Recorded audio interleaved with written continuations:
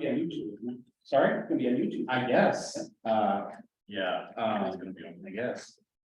And, you want to share the screen? One person has a video player. Sure. We're not in. Let me get it started. We're not in, just the people. I'm dressed for it. Yeah. Oh, I did not dress for it. I did not dress I'm for it. gonna sit here because I'm in front of the thing and then Brad can sit here. It's not a free, right? What? We are not in the video, right? Oh, no, this is a 360-degree. No, please. No, it is. Sorry. So no notes taking. Hey, it'll put You me look up fine. over here. You look fine. Anyway, it will, yeah. Thank you guys for coming. So what I'm hoping to accomplish today is something like what we did at the beginning and in the 2017 training, where we all get together and we talk about things that are a little bit too smart for actually talking about in class. But it gives us a richer context to be able to teach effectively in class. I started with the Enlightenment because, because I'm next door to Trevor, and Trevor's always talking about the French Revolution and the Enlightenment, and it seemed like it would be a good fit for a lot of the stuff that we're already teaching. Right, and we've got 3 people that do it well. I'm hoping next year, maybe a little bit earlier in the summer, we could do some of the ancient material. I was thinking we could read Aristophanes' Clouds, which Plato talks about in the Apology. Maybe 1 or 2 other things as a way to sort of do the same thing with a different period. And maybe we do this on a rolling, like 1 or 2 year basis, and try and recapture some of the sort of spirit of fun that we had at the beginning of this. So with that said, I'm going to turn it over to Brad. He's going to introduce the Enlightenment, generally speaking. We'll talk about Kant and Locke. I think Cliff's going to go after that so that we can scoot by 11 o'clock. And then at the very end, we're going to have Trevor sort of sliding us into the 19th century. Thank you guys for coming, and thank everybody who watches this later. All right, good. So we're gonna keep this real simple. This is not like high level analytical stuff. I made a decision pretty early in the process that because we're not going to read these things in Foundations 111, I'm not going to do like analysis of the text, all the rest of the stuff. I pick up some themes and then see how the dialogue can sort of help shape some of the other stuff. I think that'll be more effective than trying to sort of dig into the Locke in specific detail or any of the rest of that stuff. So that will make things very easy on us. But this, unfortunately, it's not good. Let's see if I can make that happen. There we go.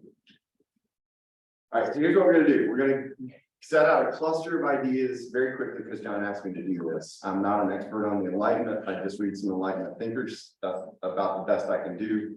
So I don't treat it like a historical period for the most part. I treat it like a set of ideas because I'm a philosopher. That's what we'll do. And then we'll see how that cluster of ideas shows up in both Kant and Locke very briefly, and then we'll look at some connections with course readings. So to get us started, then I think the main thing that you're going to look at in the Enlightenment is real confidence that human reason is fruitful. And anybody that has it has the capacity to make progress on pressing problems. And those are theoretical problems like you have in the scientific revolution, practical problems like you'll get from Locke, for example. The political stuff that a lot of Enlightenment thinkers were doing was trying to solve the problems of how to justify the state. So that's a huge deal. There are a couple of other things that are important to note there. So I've got all these thinkers in mind when I started this thing out. It's too big. And so you could think to Descartes, who's the father of modern philosophy, and Descartes' very first thing in the Discourse on Method is to say there's nothing better distributed than human reason, that it's just in us. And the only problem is that we don't exercise the proper method in order to get to the results that we should use. But insofar as we're gifted with reason, we're gifted with the capacity to discern the truth from the false, and that is sufficient. And it's that confidence that leads Descartes to sort of try to blow everything up and try to rebuild from some level of scratch. So that's the optimism, but it's only within limits. It's important, I think, to note that the Enlightenment doesn't try to give you everything. In fact, there are a lot of Enlightenment thinkers, Kant included, who don't think that you can get some of the traditional stuff that you would have gotten from reason from the ancient medieval. For example, the proofs for the existence of God start to go away.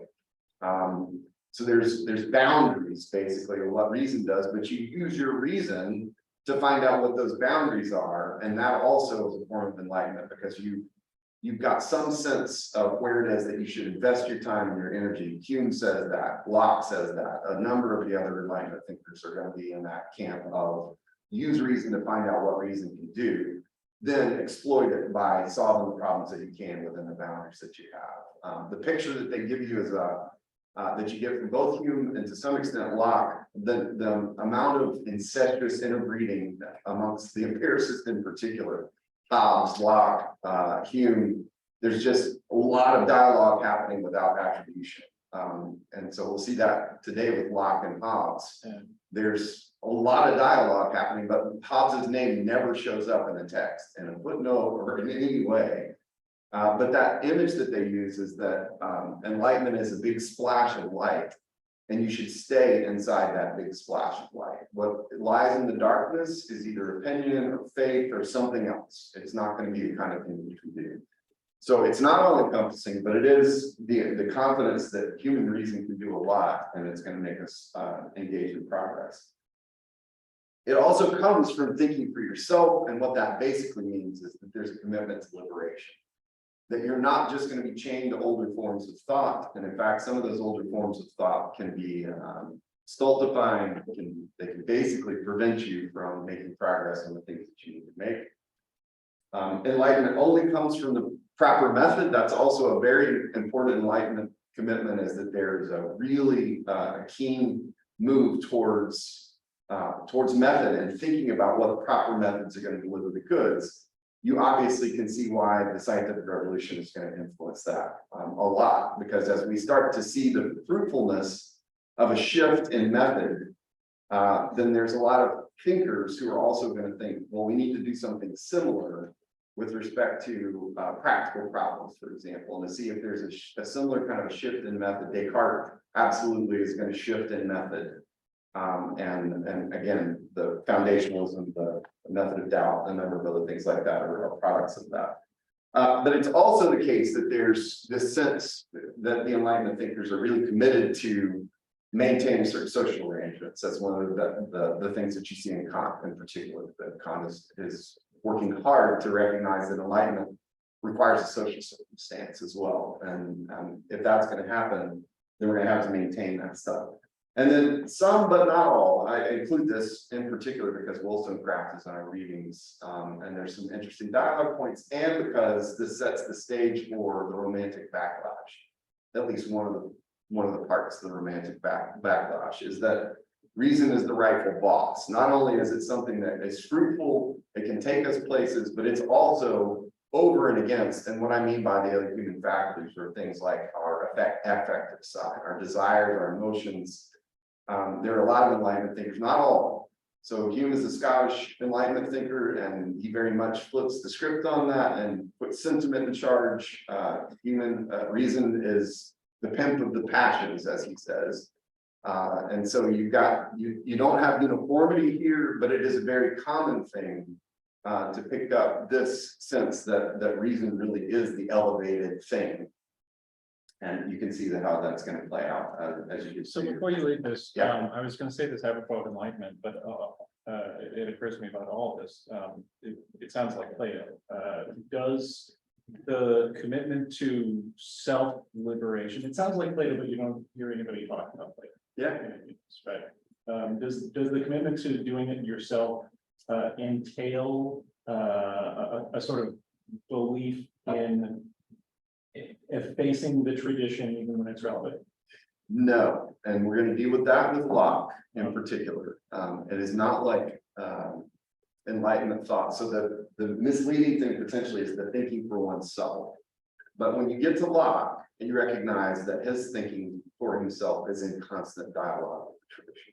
Mm-hmm. So it's not like you're just ignoring the past, but instead you're in a dialectical relationship with the past. I don't know if that's what you're exactly asking, but the reason why I also treat the idea of enlightenment, or even better, the spirit of enlightenment, is because the spirit of enlightenment doesn't start in the, the 1600s and 1700s. This is a tradition that you can find all the way back, right? I mean, that's misleading about this, and I think that calling it a time period ignores the fact that a lot of these commitments are going to find their way into, the history of thought period. You're going to find vestiges of all of these things from the very beginning. I mean, the old age in Greece is full of all of this stuff, right? I mean, I think to some extent. But that was my point, that the Kant reading especially reads like the allegory of the king, right? Yeah. The metaphor enlightenment, everything about it, the sort of commitment to doing difficult things. And it's impossible that he's not thinking of Plato when he's talking about all of this. Yeah. I guess he's writing for public consumption, or I mean, what I was wondering about was his motives in not engaging more explicitly with what's clearly a model and sort of guiding point of thought. I think speculation, Yeah. but I think what happens is you get to scientific revolution, and that complete overhaul of worldview allows them to not discount what you're talking about, which are the elements of the tradition that have a throughway all through. But their commitments are so different that they're not going to rely on how it is that their versions of enlightenment got to a particular place, because we're not adherents to the theory of forms, and we're not going to think purely like, we got this intellectual. Traditional authority is no longer as important as experimental. That's right, or some new, if you're Kant, it's, it's messed up. But yeah, the empiricists in particular are going to look askance at what the rationalist tradition is doing. But the throughways are there. When I teach my history of modern philosophy class, we start with the recognition that Raphael painting, right? The rationalists and the empiricists, pointing up and pointing to the side, are very much alive all the way through that tradition. It's not until you get to Kant that there really is this kind of wackadoodle shifting of what's going to happen with that. But those two strands of thought, could easily be called some kind of enlightenment thought. I think what's different is that they see themselves as having thrown off the shackles of this older, theologically driven, right, God at the center of everything. And that gives them a sense that their splash of light is purer and better, right?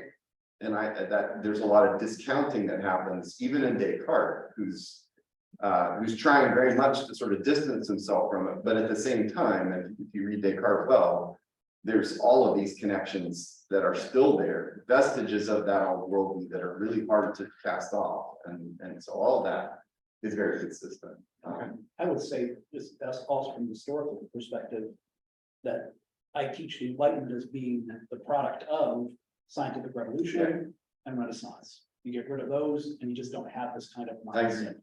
So it's always involved in the past. And the Renaissance, of course, is the rediscovery of ancient. So It's rediscovery of a tradition, right? But then also the centering of the human.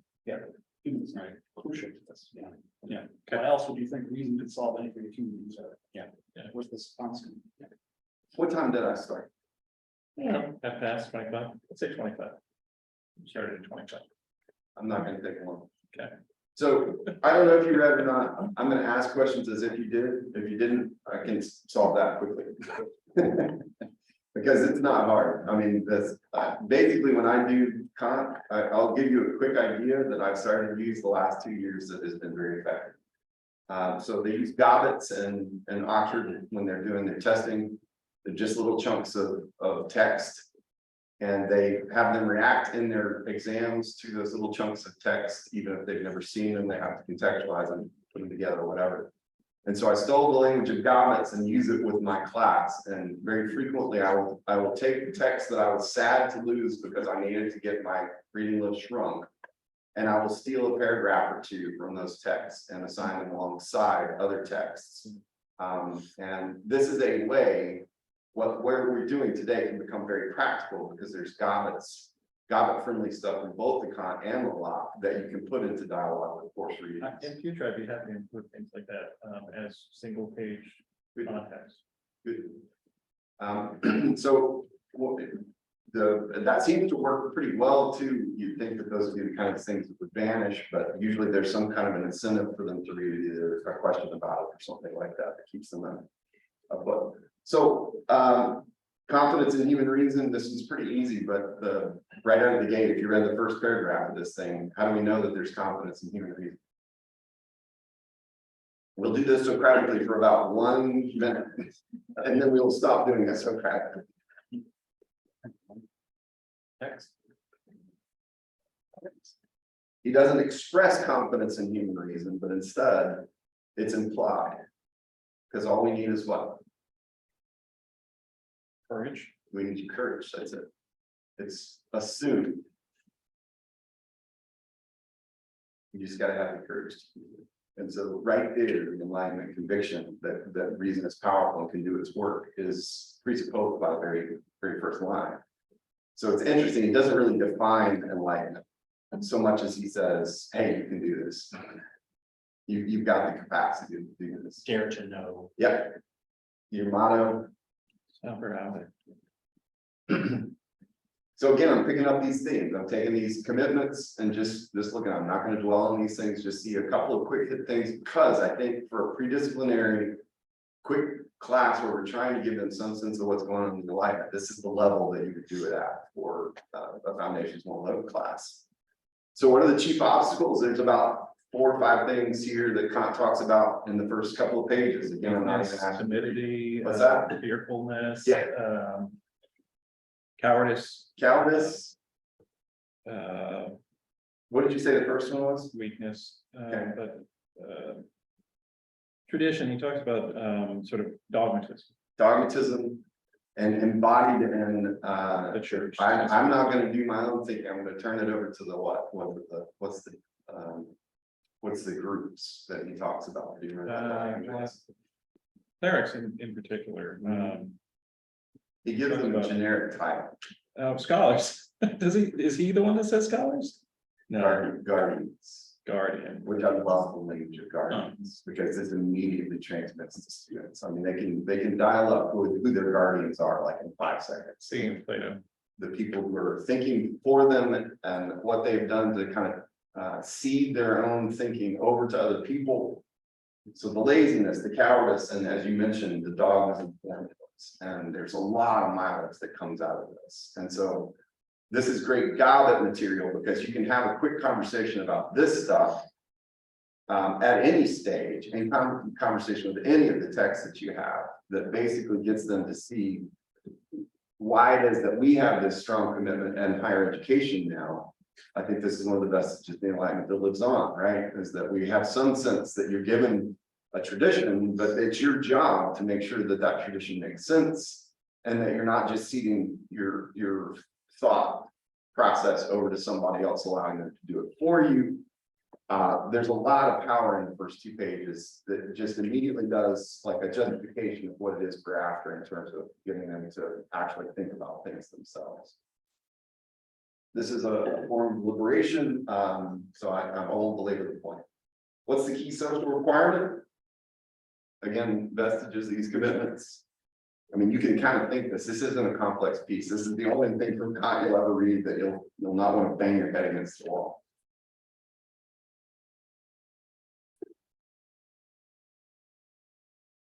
Freedom of expression, isn't it? Yeah. Yeah. Freedom in the public use of one's reason. And so he's got this very specific way of thinking about this that I think is also pretty helpful because he admits that the private use of your reason is going to be pretty heavily restricted. You're going to be a part of organizations, they're going to have rules that you must follow. You might be a part of the church that also is going to get offered prescriptions, and as long as you're a part of that church, there are things that you should do, basically. She kind of tells the line. But you're still free in the public use of your reason if things are going as they should, to basically be a scholar and to publish and to say, I reject all of this, including the organizations you work for. So it's, equivalent to a justification of whistleblowing, for example, and saying that there's kind of this twofold way that we operate. We operate in a space where we try to maintain order. Now, we're not trying to blow things up as Enlightenment thinkers because that's dangerous. But instead, what we're doing is making sure that we're always going to have the freedom of. So the way that this interacts with the with religion, the way that you're describing it seems the opposite of what I read. it seemed like he was talking about to take clerics, because he Yeah. talked mostly about right. about priests. And it seemed to me like Question. like what he was saying was that you have an obligation in your in your work for the church to teach the dogmas of the church,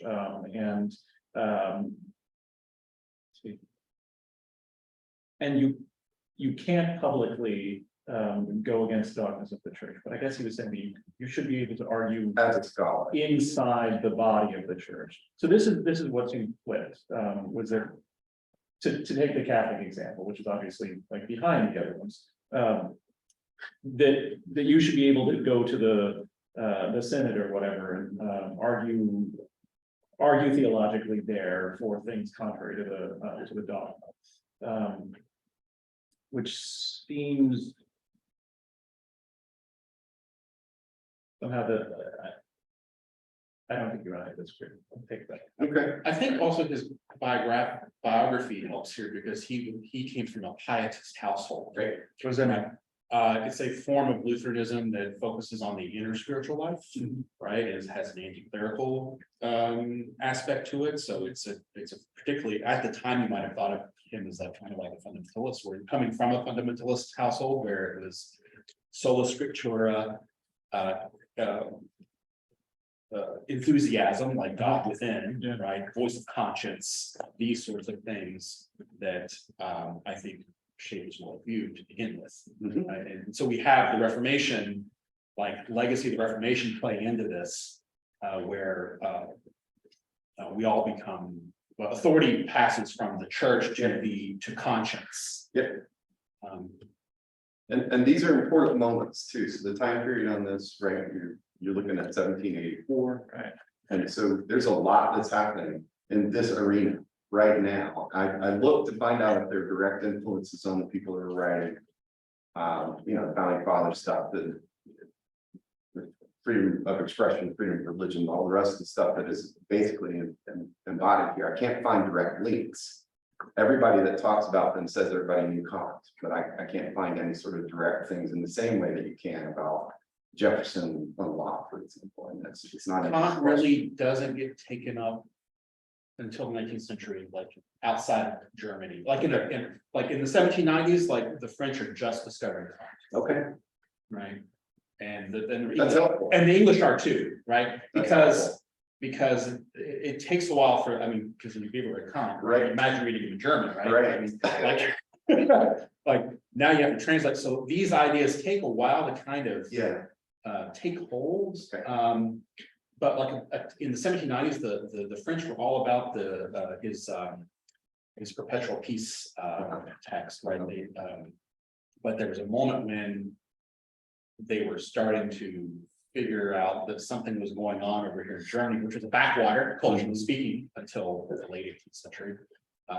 And it takes a good part of the 19th century for it to really his philosophy really blossom outside of Germany. so what's interesting then is that there are these independent little pockets where Enlightenment thought is basically tending in the same directions. Yeah. Right, in different pockets tending in the same directions, which is also interesting. If they're not just cross-pollinating, if there's something that's happening because it's in the water, then essentially you can see how it is that Enlightenment thought's going to have these tendencies. It's going to kind of manifest in this way.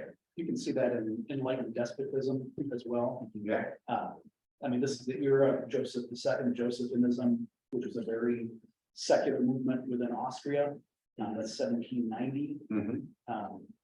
So that's kind of corresponding with a lot of the same thinking that we need to somehow separate the church away from civil institutions like that. And Kant was no fan of Frederick the Great. Frederick the Great was no fan of any German, basically. Yeah.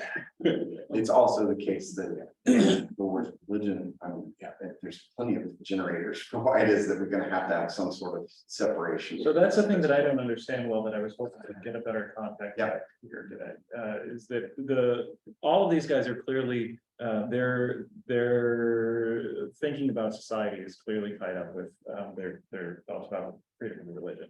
I don't know the wars of religion well enough to have a sort of clear peg. What's going on in 1784, or what's other than he comes from a pietist household, like what is his bearing on that So question? I'm not gonna be able to, this is gonna be a quick question, but I can tell you, I mean, all you have to do is to think about from the Protestant Reformation Yeah. on. I mean, basically from 1500s on, there's some version of people killing each other because of faith issues. And once you get there and you start to realize that these don't seem to be the kinds of things that are resolvable by reasoned argument, then you can start to say, maybe there's this province, maybe there's this flash of light where we do our business together and we leave this other stuff outside. Or the other alternative, so if you want to see another approach to this, then you go to Leibniz, who thought, if I give you a unified metaphysics, then I can get all these religious ideas sort of harnessed together in a way. I don't have to fight about it that way. Those are your two intellectual paths, is to say, we can't do this intellectually, so let's just stick it out there and quit fighting about it. And I think bail and tolerance Right. becomes that discourse emerges out of the 30 years of work. Yeah. Right, and so that really takes hold as well. I'd say there's a general sense among enlightenment thinkers that religion is an obstacle to using reason effectively. Absolutely, dogmas and formulas and the guardians. I mean, that ultimately is a deliverance of truth. What's interesting, you know, I almost included Luther and some of this early stuff because there's a lot of enlightenment like stuff happening, but ultimately his reliance upon the revelation as opposed to reason, right? But that resistance to allowing other people to do your thinking for you is very much at the heart of kind of the Lutheran response to this absolute dogma nonsense, right? Things that didn't make sense, things that didn't seem like they were well wedded to the tradition. That's the use of reason, but ultimately his grounds had a source that was not, as Descartes would put it, or as some of the other people who were doing pure enlightenment. Yeah, Marlon. So this is just something to note for when we're thinking about revising readings. And so at the beginning, when you talked about the romantic backlash against the Enlightenment, and it seemed like the way we set up the romantics very much came from when we were first developing the course, like we know we're getting sort of cartoon versions of things. And we've been doing this long enough now that we can see that we're capable of communicating the subtleties as well. And the canonical English poet that is very influenced by Kant is Samuel Taylor Coleridge. And a poem that students really like and don't know what to do with is the Rime on the Age. And there's a very simple romantic, kill the albatross, make sure it gets bad, and once you make up with each other, everything's fine again. But there's all this other stuff going on in the poem about.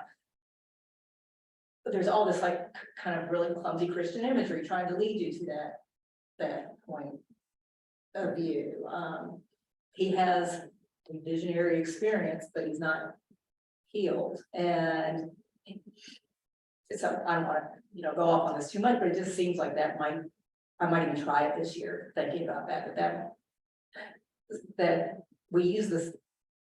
I think we've dropped I'm not even sure that Wordsworth is even in there. Yeah, I can put it back in this fall. Yeah, but what we've allowed to do that work of complicating is that second.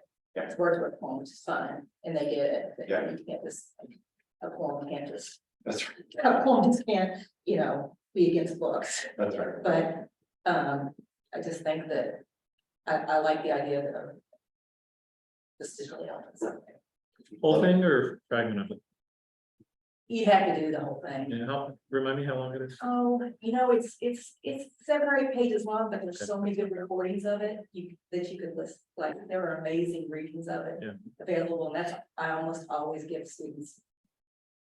Like kind of that experience of just hearing it and then doing it. But We can talk more about this in the fall, because we're gonna get Yeah, I taught a it. chance to you revise. taught it. I taught it in my 112. Yeah, that I yes, did. it's really like it, and they want to go toward this really simple. Right, because they read it, I remember reading it in high school. And Yeah, I think simple romantic version. Yeah, I think this is also touches on something that I'm interested in, is that you have essentially a secularization of Christian concepts during this period. Right, sure. Right, and so, he has was it religion within the bounds of mere reason, right? Which is sort of, essentially reduces Christianity to moral philosophy, right? Because they're applying reason to religion to find the reason in religion, right? The rational ethic in religion. So we're trying to distill it down to its essence of why they should keep the tradition, right? Although maybe revise it. Absolutely. Yeah. The rejection of tradition reminds me a lot of the moment that we're in right now. But the big difference is that these guys are all rejecting religion for the sake of a more private religion. And in our moment, people are just rejecting it for this indifference. Yeah, right. All right, I'm gonna move on because again, this is a big slide, but it's gonna be super fast. So if you're looking for connections, I mean, there's dozens to be had.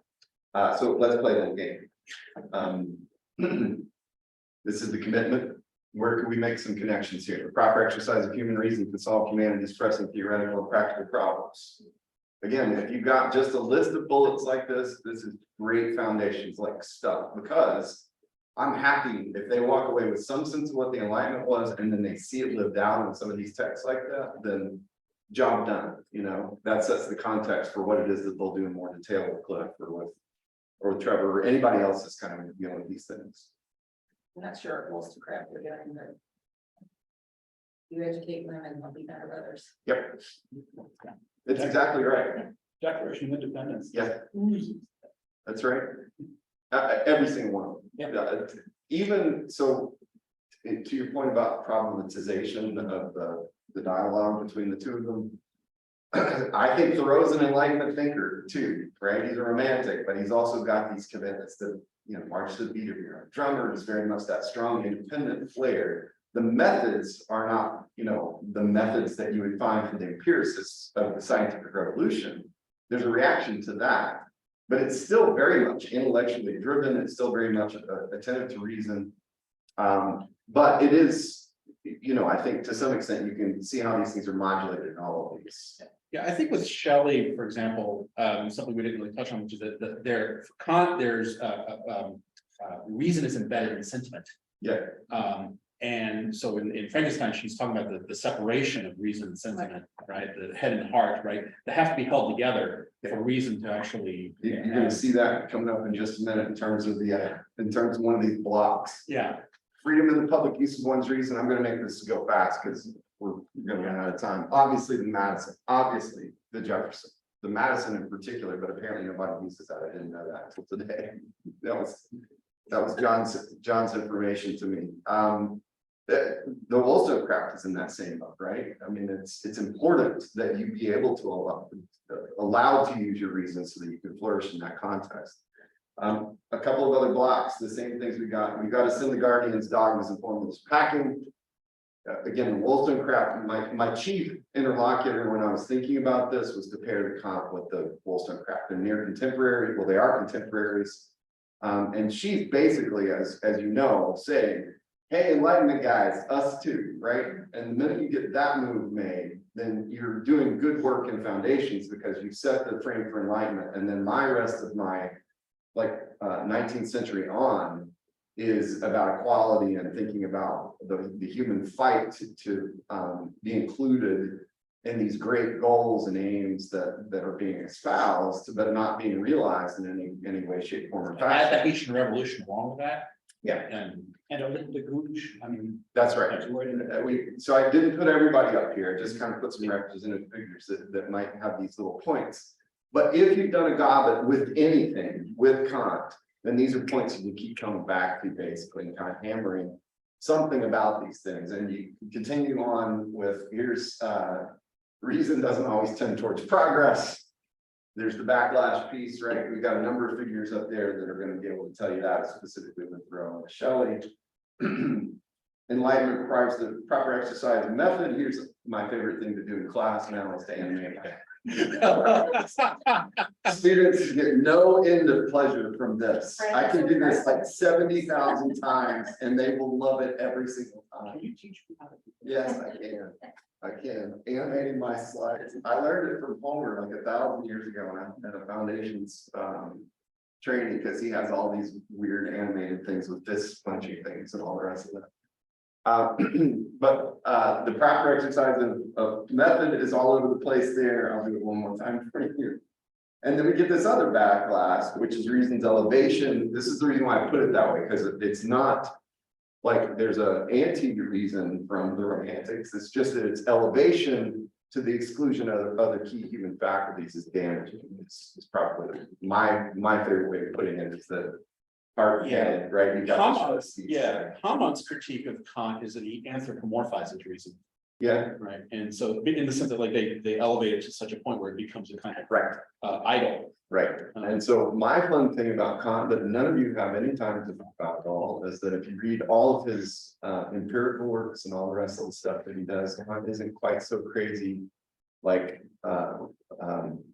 there's a lot of the embedded and the embodied in Kant more than people know. But he's a great figure for we need these kind of stick figure versions of things to sort of talk about somebody that elevates the rational so high that everything else is denounced, right? You need some version of that Gnostic picture where the body sucks, right? And emotions suck. And So I wish that Jonathan was up here, because I keep thinking of the image of the charioteer and the thieves, right? You're talking about the elevation of reason over everything else. So this is the famous image. Oh, you tell us. Yeah, so what is it, the passions and the emotions? So in Plato's Phaedrus, Chariot. famously, the human soul, this is the famous image of the tripartite soul, right? The logoeticon, the thumoeticon, and the what is the third one? I think the third one is the appetitive one. Right, these are the three parts of the human soul, and essentially you've got a good horse and a bad horse. The good horse that's being charioted by the logos, right? So you've got reason as the driver of the chariot, and the two horses are sort of the good passions and the bad passions, essentially. It's a very difficult job for reason to navigate these unequally tethered together horses. We're talking about the anthropomorphization of reason. This is explicitly done in this allegory, which of course is surely part of Kant's training and mental toolbox when he's thinking about it. Right. You have at this point, like you kind of move to the aesthetic, right? Where you have the play of the faculties, right, as a way of dealing with this problem. What do you mean? So he had his third critique on critique of judgments, the beautiful and sublime become objects of inquiry. What is the play of the faculties? Play of the faculties, reason and feeling, for example, or reason and sentiment playing in a kind of how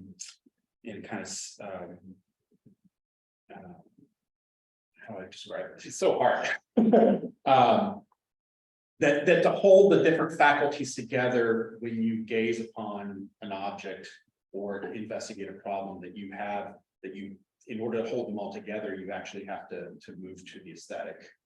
I think a lot of the later Enlightenment thinkers are really starting to drift a bit into romanticism that way, where they're understanding that you're going to have these opposites that you got to reconcile, which is all about romanticism.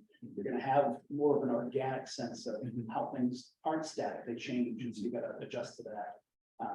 So I think Kant is starting to tap into that. Rousseau definitely. So what's interesting, one last piece here, and I'll get on to like a 10-minute treatment of Locke and we'll call it a day. The reason is the velocity of the human faculties, the Wollstonecraft really explicitly owns that too. The reason why she's so resistant to the idea that that women are being affiliated and associated with the sentiments is that she buys into that Enlightenment picture, and basically says that this means we have no self-direction. We're passive. We're the ones that are buffeted by the forces of the universe at this point, as opposed to the ones that can direct. And so there's another interesting sort of vector where you can set the stage for some of the backlash pieces by saying that when you buy into that too much, you might get this truncated, separated picture of the human. But she's got I actually should say this too. I'm reading the old Wollstonecraft, which is very explicitly dealing with these issues. It carries the same themes as the one that's in the book, but it has a couple of very explicit arguments about this in particular. The very first paragraph of the selection from the old one, which I very much will argue that we should get back to, Yeah, I agree. has a fantastic little argument about what education does to whip up the sentiments. And once the sentiments are whipped up, it basically shrinks the space for reasons direction. And why would you be surprised that women are creatures of sentiment? Because this is the kind of education that they get with the novels, the gallantry, all the rest of that.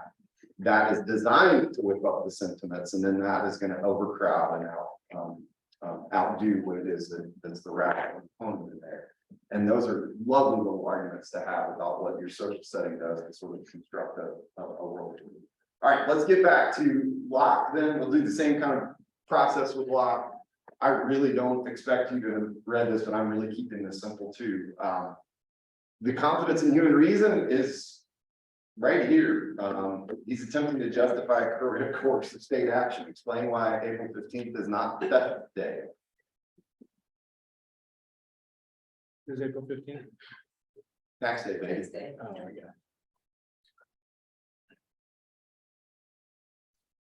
This is a really thorny problem, and obviously you're This setting. relation. You can combine the two questions. Do you see examples of departure from tradition? If you read the first page, then you see an example of a departure from tradition, because the whole first part of the treatise, the whole first treatise is designed to argue against the passing of authority from Adam.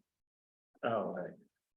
In other words, I don't know if he had anybody real in mind. I've not done a historical context on this because nobody reads the first treatise. It's always just in the background there.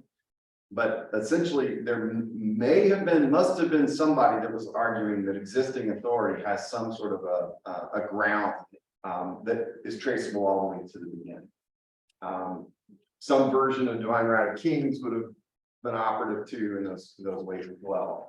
So why he's picked that particular argument, I'm not sure. But ultimately, it is a perfect example of how it is. In fact, you see a very tight argument in the first treatise, and then he recounts that argument in list form in the very first paragraph to say, when you see these well-reasoned premises, you recognize that this is nonsense, basically. And we're going to move away from that because we recognize that it's nonsense. Is he, and the only thing I can think of, I've been referencing would be James' True Law of Free Monarchies, something like that. That's that early. It's kind of, I'm not familiar with that. it's kind of holding out proto ideas of divine right kingship. That sort of thing. Because it's true really for like Bossuet. That's, Bossuet is late 17th century. yeah.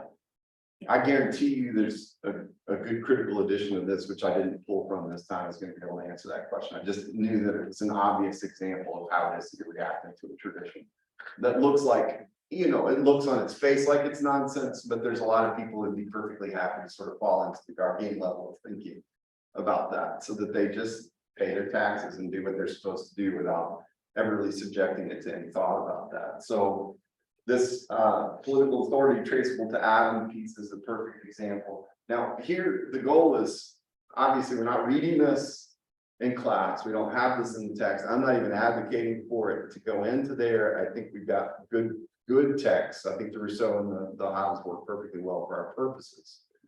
So I'll tell you what this can be used for in the next slide when we wrap this thing up. Instead, all I'm doing here is to say, you can clearly see these Enlightenment commitments expressed in what Locke was doing. So as you read this, you get another chance to do what we're trying to do in the class, which is to build our stock of examples of what this looks like, so that we can get a richer picture of what the Enlightenment thought looks like by seeing it in concrete like this. So Okay. I should have contextualized this slide better because that's all I'm Speaking doing. of context, can you clarify the relationship between, so obviously he's talking about the same things that Hobbes says. How much later is he later? What's Yeah, that? he's later. He's about 40 years later. 40 years later. Yeah, something like Is that. Hobbes the first one to do this exercise with the state of nature? I mean, there's, Everybody in our readings is doing the same exercise in very much the same way. yeah, so he's But the they- most famous, but if you go back to, Back to go back to the Stoics. Republic, you've got a proto version of contract thought in Thrasymachus' reaction to Socrates on why we should be just. He basically said, look, we're going to kill each other. And so we take the lesser of two evils. We agree to be just with each other because the opposite is that we're not going to be able to survive. So there's a very early. Is that in book 2 or is that after Socrates? It is in book 2. Yeah. It's the very beginning of book 2. And it's very accessible too. So that's another Gabet style thing where you can say, we've been doing this thought for a long time, but it takes somebody like Hobbes to really write this massive Leviathan that. So do the conventions of the state of nature sort of discussion, do they come out of Hobbes, or is he doing I something? think so. I would say, yeah, I think so. everybody's, like you said before, even if they're not using Hobbes' name directly, they are referencing Hobbes. And they're doing it in the same way. Yeah. Okay. I think So he is Hobbes first. ground zero for the rest of that conversation that happens throughout the modern, what we call the modern period. Because almost everybody does it, Locke does it, so does it. That's right. You got pattern after pattern after pattern. And that is the next question. Can you give an account of the method? And basically, again, here, I think it's useful if you're thinking about what Locke is doing to recognize that there's this weirdly empirical bent to it. It's not like he's running studies like you would do now, and it's not like he's doing scientific method proper. But what it is a thought experiment, and I italicized experiment because he's basically running an experiment with knowledge based on empirical observation of what humans are like, what it is that we can generate through our reason alone, and thinking about what the result would be if we were to put people into this state of nature. Same thing Hobbes is doing. Right. Both of them have adopted the same thing. Hobbes is much more mechanical. It's designed to be more like what the scientific revolution was doing. Just trying to think about what the pulls and the levers and what the impulses are, the aversions, the pulls and the attractions are, how it is that that's going to cause humans to operate. Locke is very much out of that mode and back into a mode where he's got other moral content driving things. Which is easier to imagine if he's coming 40 years later. Right? Correct. You don't have to establish the validity of his thought experiment. That's exactly right. And so he's got all the places in there. It doesn't make sense. It's right. He basically, and that's what the whole last slide is just to do a couple of those dialogical points. Because again, I think this is Gabet friendly stuff, where if you're teaching Kant, you can have a couple of paragraphs from Locke as argumentative pieces. Are That they kind of contemporaries, or is Locke, what's their relationship? Kant and Locke, They know each other as they're writing, are they working in isolation from each other? Anybody know?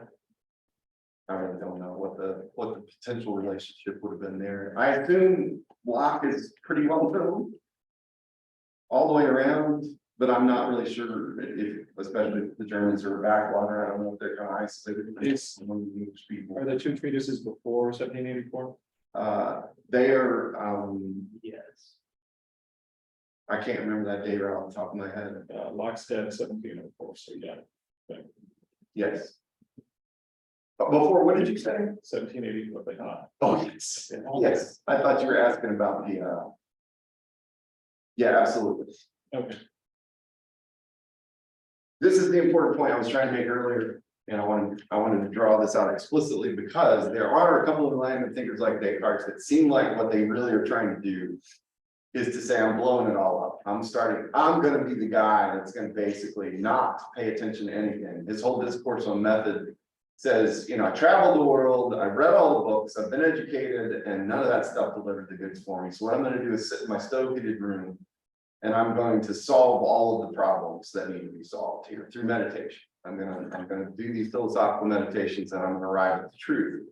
But that's not what the vast majority of Enlightenment thinkers do. Instead, what they do is that they're in these constant forms of dialogue, dialectical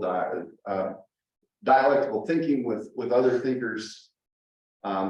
References the judicious hooker like 40,000 times, which is also one of my favorite things to read as I go through. Just can't help being a seventh grader. Every single time I read the judicious hooker, it's, I'm thinking, what in the world is happening here? So here's here's the Hobbes piece. Again, give me 5 more minutes and we'll work this thing out. This is the Hobbesian state of nature situation. So if you look at what the state of nature, this method of contractarianism starts with the state of nature, looks at human behavior, there's the empirical content, and then there's the rationale for the state comes as a result of what you see inside the human behavior inside that state of nature.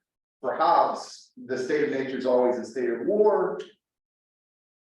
Life in the state of nature is nasty, poor, brutish, solitary, and short, right?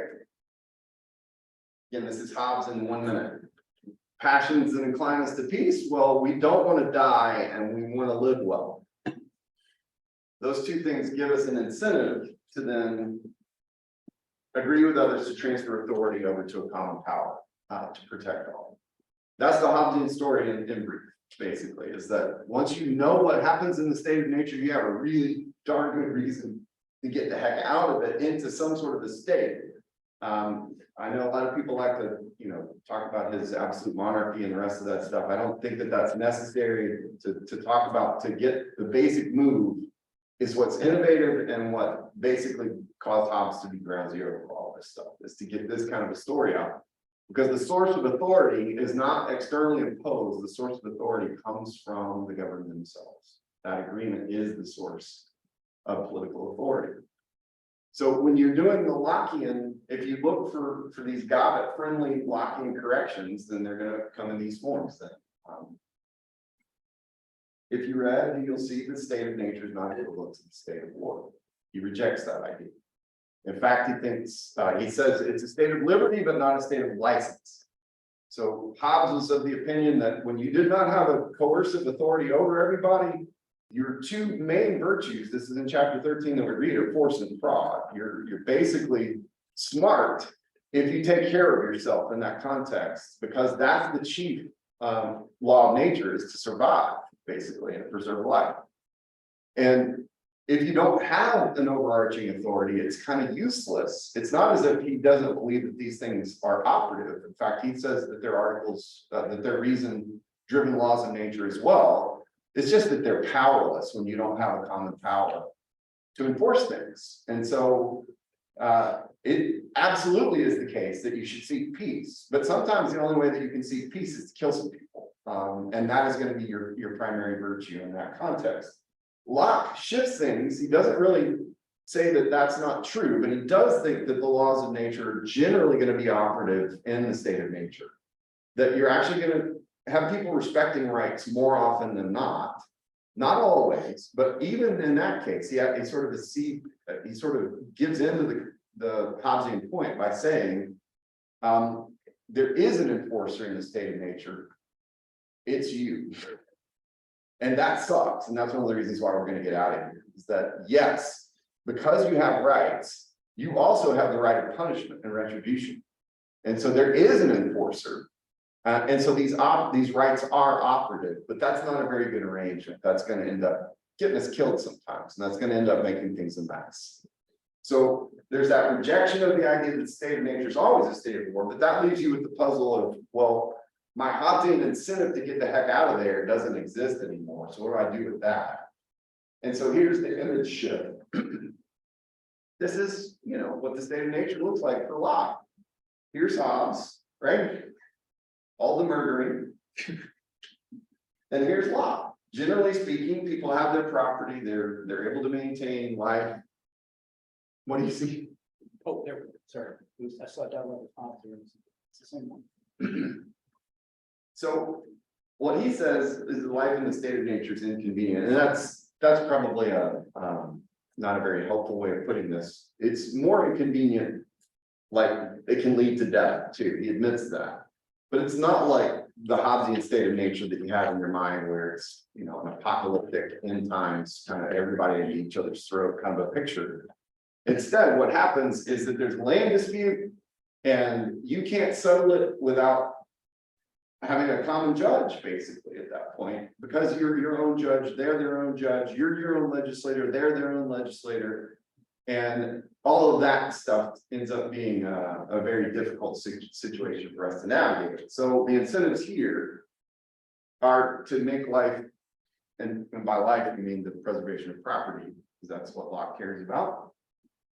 So we transfer our individual rights, and this is beautiful stuff. And the reason why you would keep this in here is that it is basically like the architecture of our government. There's no doubt about it. The three branches, the checks and balances, that's all Locke, and very explicitly Lockean. But the three branches, you transfer over your legislative powers. There's a law that's commonly known. You transfer over your executive powers, so you're not enforcing your own rights. And the judicial, you're also not your own judge. And you set up a common power that functions as a judge that enables you to resolve disputes with fairness.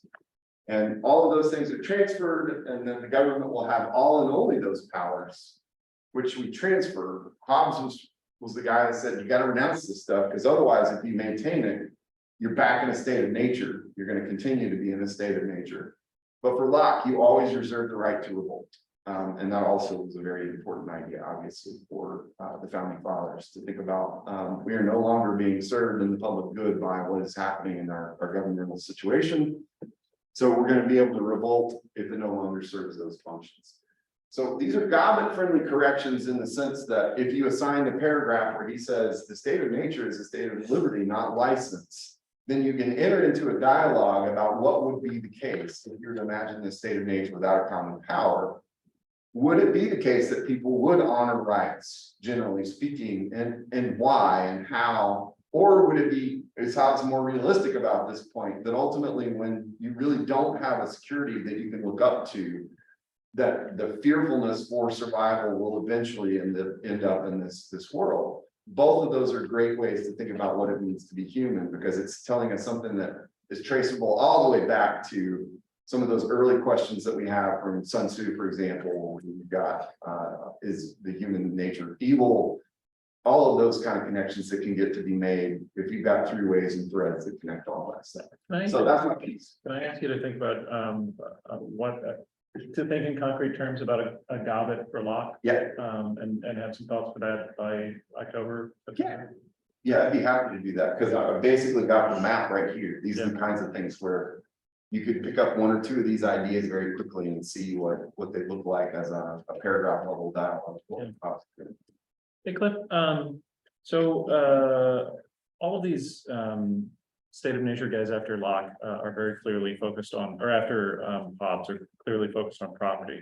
How come the formula that comes up in, Locke's formula sounds a lot like Jefferson's formula, except property doesn't show up in the American version? How come? Why do we euphemize about property? Well, I'm not an Americanist. Yeah.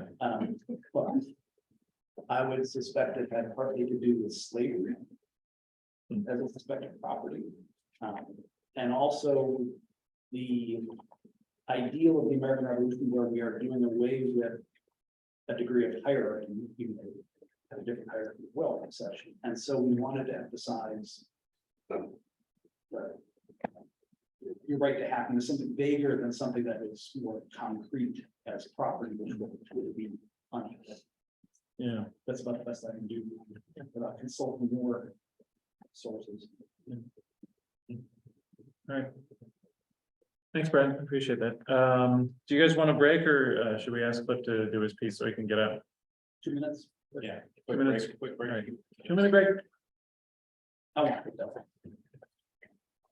So did you respond to Martin? I mean, did you? I haven't yet. Okay. Jean-Jacques Rousseau. Start with so kind of building on what we heard from Brad here of Rousseau is a later incarnation of the Enlightenment, comes right at the very end, and he builds on both Hobbes and Locke. He takes part of their ideas and he rejects part of their ideas, basically. I like Rousseau because to me, he's one of the more fully developed thinkers about government, about political institutions, this sort of thing. Because of that, though, and this has something to do with Rousseau himself, there are contradictions there are problematic elements in what he says. It's not as neat and pat as some others perhaps present their views. He managed to, I mean, just a couple examples from his life. Unlike most Enlightenment thinkers, he does not really attack traditional Christianity per se, but he managed to be declared a heretic by both the Catholic and the Protestant Church. He's very critical of absolute monarchy, and yet was invited to be the house guest and get a permanent stipend from Louis XV in France. He's from Geneva, which he praises as a very Republican place, and they managed to alienate and get the whole darks there to hate him. So he's very contradictory. A lot of ways, very problematic. Let me start with, because we brought up property last time, what he had to say about property. He said the first man who, after fencing off a piece of land, took it upon himself to say, "This belongs to me," and found people simple-minded enough to believe him, is the true founder of civil society. So his views on That's fantastic. it's the sort of inequality of against government necessary. Well, it's an no, it's not that simple. If we look at social contract 1762, this is his culminating work, I would say, on government. It's in 4 books. We only get part of book 1 in our selection here. That's okay, because he sets up the basic ideas and avoids some of the later difficult elements. But I'll get into those a little bit. What he does in book 1 is basically set out the premise that we have to have some kind of a contract here because it's not natural, right? It's not a natural thing. We have to create it. And by creating it, then we create a better system for ourselves. He rejects various other forms. I'll get to that. In book 2, he elaborates on that a fair amount. He introduces, talks about more of the concept of the general will, which is one of his more difficult ideas. He talks about the lawgiver, that sort of thing. In book 3, he looks at various types of government, both ideal and real, and points out their shortcomings and their pluses and minuses. Book 4 comes back to the general will, goes on about the Roman Republic quite a bit, and kind of concludes with a strange little aside about traditional Christianity, which he says, let me see. It says to renounce, we don't do better. Finance is pretty good. He says Christianity preaches only servitude and submission. Its spirit is too favorable to tyranny not to take advantage of it. True Christians are made to be slaves. On the other hand, he says, on the side of religious tolerance, since it is impossible to live in peace with people one believes to be damned, we have to learn religious tolerance as well. And again, he fell out with his friend Diderot. Diderot became an outright atheist because Rousseau still professed traditional Christianity. So again, part of this kind of strange stuff. Let's look at book 1 now. If I have any questions so far, that's a quick and dirty summary. It's all in my I did it years ago. It's on the site. So what he starts with is this.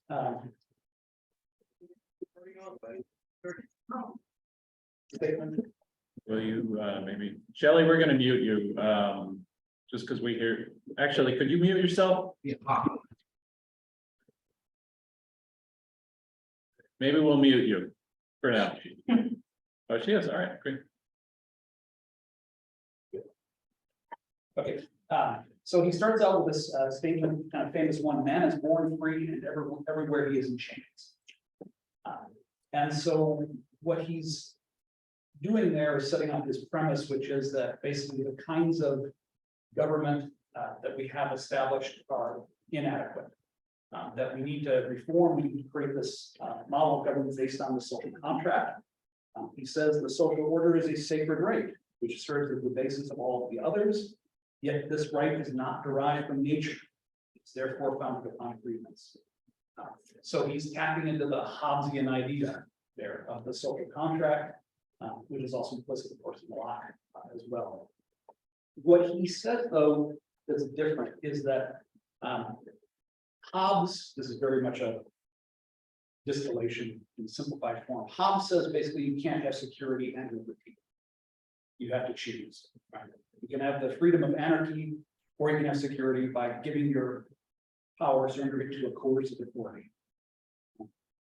Locke says you have natural rights in the state of nature. Rousseau would kind of reject that idea. And yet his state of nature is neither as bad as Hobbes nor as good as Locke. What he would say simply about the state of nature is that you have freedom, but it's a freedom simply to take whatever you can. And it ends where somebody else wants to take something from you. So you can never have true security, never have true freedom that way. So what he argues is that the social contract gives you a superior form of freedom.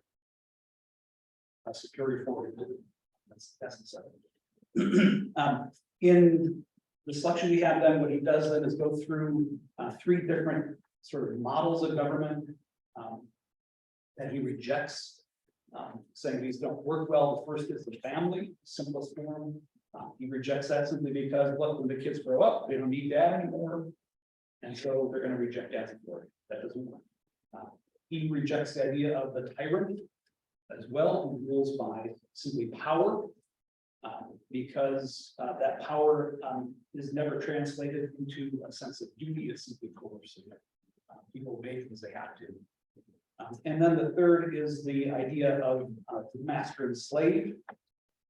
And he has very harsh words for slavery in general, and people who would allow themselves to become slaves, and says that simply is to renounce one's humanity, to renounce the rights of humanity, even its duties, is to be a slave. So he rejects that all as well. What's interesting is that all 3 of those ideas, the family, kind of that model, the paternal model, the tyrannical model, the ownership model, are all things you could use to describe absolute monarchy.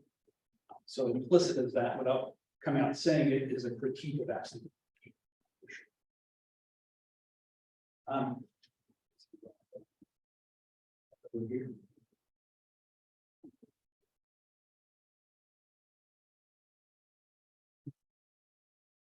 All right, so what he says then, again, getting back to Hobbes' Locke, is this idea that by forming this social contract, we voluntarily get together. Implicit in that is the idea that human beings can be reasonable, if they see this as to their advantage, and therefore we can have both security and liberty. We don't have to choose. So he gets a little tricky with the idea of the what he calls the general good. And he only introduces this in book 1 in our section here. He elaborates on it later. That's been a tripping point for a lot of people looking at Rousseau, because it can be interpreted in so many different ways. The way we tend to want to think about things in a democracy is the idea that the majority rules. And that's not the general will. What Rousseau would say is the general will is not the will of most people. It's what is for the common good. So it's a tricky concept there. And he would utterly reject the kind of politics we have today, where it's 51% to 49%, this sort of thing. He would say that's not the general will. That's a tyranny of the majority, essentially. And this is a point where he disagrees with Locke, right? Yeah. Because Locke's pretty explicit in the section that we read about Majoritarian. Yeah. Straight up majoritarian. Again, he is. So, yeah, to rephrase, what is for the common good? Right. So he would look at issues, and I bring this up in class because I use the social contract in my history classes too. Looking at issues that are current today, like gun control, that sort of thing. He would look at that and say, this isn't a matter of voting, this up or down, this sort of thing. Let's look at the common good. What is the balance of your right to own a gun versus the right to life that those guns strike? This sort of thing. We have to come to some kind of agreement on that. That this, where does that lie? Of course, we don't ever have these kinds of discussions, essentially about politics. It's all about rights, this and that, this sort of thing. So it's difficult to see how do you arrive at the general will? How do you arrive at the common it is? And that's where he introduces another troubling concept, which is the lawgiver. He says sometimes the people have to be guided, basically, to understand what is really in their interests. And so he sees no problem with the idea of this lawgiver who kind of directs the discussion, creates the sense of what the common good is, the general will. I think in our society today, we have a few issues with that kind of concept. He's very, in that sense, he's very theoretical. I would say he doesn't really look at the practical implications of that. What Rousseau would say is that there is no such thing as a bad law, because any law that is made through the social contract is by definition a good law. It comes for the common good. This way. We would tend to look at that and say, well, that's a little simplistic, especially the voice of Paul is not really necessarily being heard because the law is kind of directed things. We could see a lot of potential for abuse with that. So there's some other interesting connections. Rousseau was a big, huge influence on Kant. The idea of the general will in particular actually fed directly into how it is that he configured his ethics. But I'm just now realizing that the lawgiver is, so there's one kind of guardian. Kant thought that it was really hard for individuals to obtain enlightenment because of the laziness and the cowardice and all the rest of that stuff. It's difficult, whatever. So the one kind of guardian that might get enlightenment to happen at the social level is the guardian that is promoting public use of reason and the common good or something like that. And so that sounds like he's got something similar, where because of what those circumstances of reality are, you might have to have somebody that promotes something that looks like this and makes an elegant case for it because they've really deeply invested in it. I'm not talking specific details, but there might be This is where some romanticism connections there. comes in. Where This is what? where romanticism comes, because now the poet is going to be the lawgiver, right? By pointing us to behold through the aesthetic, Yeah, a sense of the moral law Yeah. and the common good, by directing our gaze to the beautiful, the That's right. wide. This even gets back to Menzies. yeah. The sages who Yeah. basically. Philosopher kings and Nomos Yeah. in the Greek, right, means both the law and also musico-poetical pattern. Well, more directly from Greek.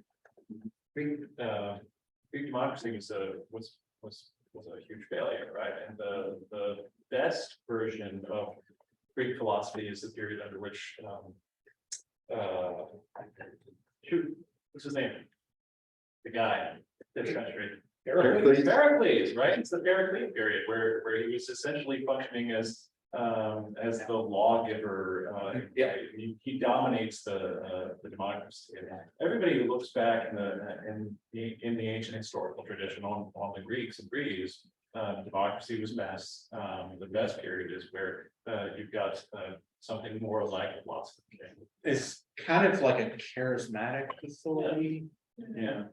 What could go wrong with that? Yeah, exactly. He's a good guy. I mean, this is kind of the problem, right? Is it, Right. Eloquence can take you in bad directions and good directions. Cliff was talking about the pluses and minuses of like book 3 of governments. That's a traditional approach to political treatises from the ancient world, from the we see it in Plato, we see it in the Constitution of the Athenians, the pseudo forget who it's strategy, but from all the way back then, this business about examining types of government, looking at the ways that they go well and the ways that they go bad is a primary mode of political inquiry. Yeah, not really does the same thing.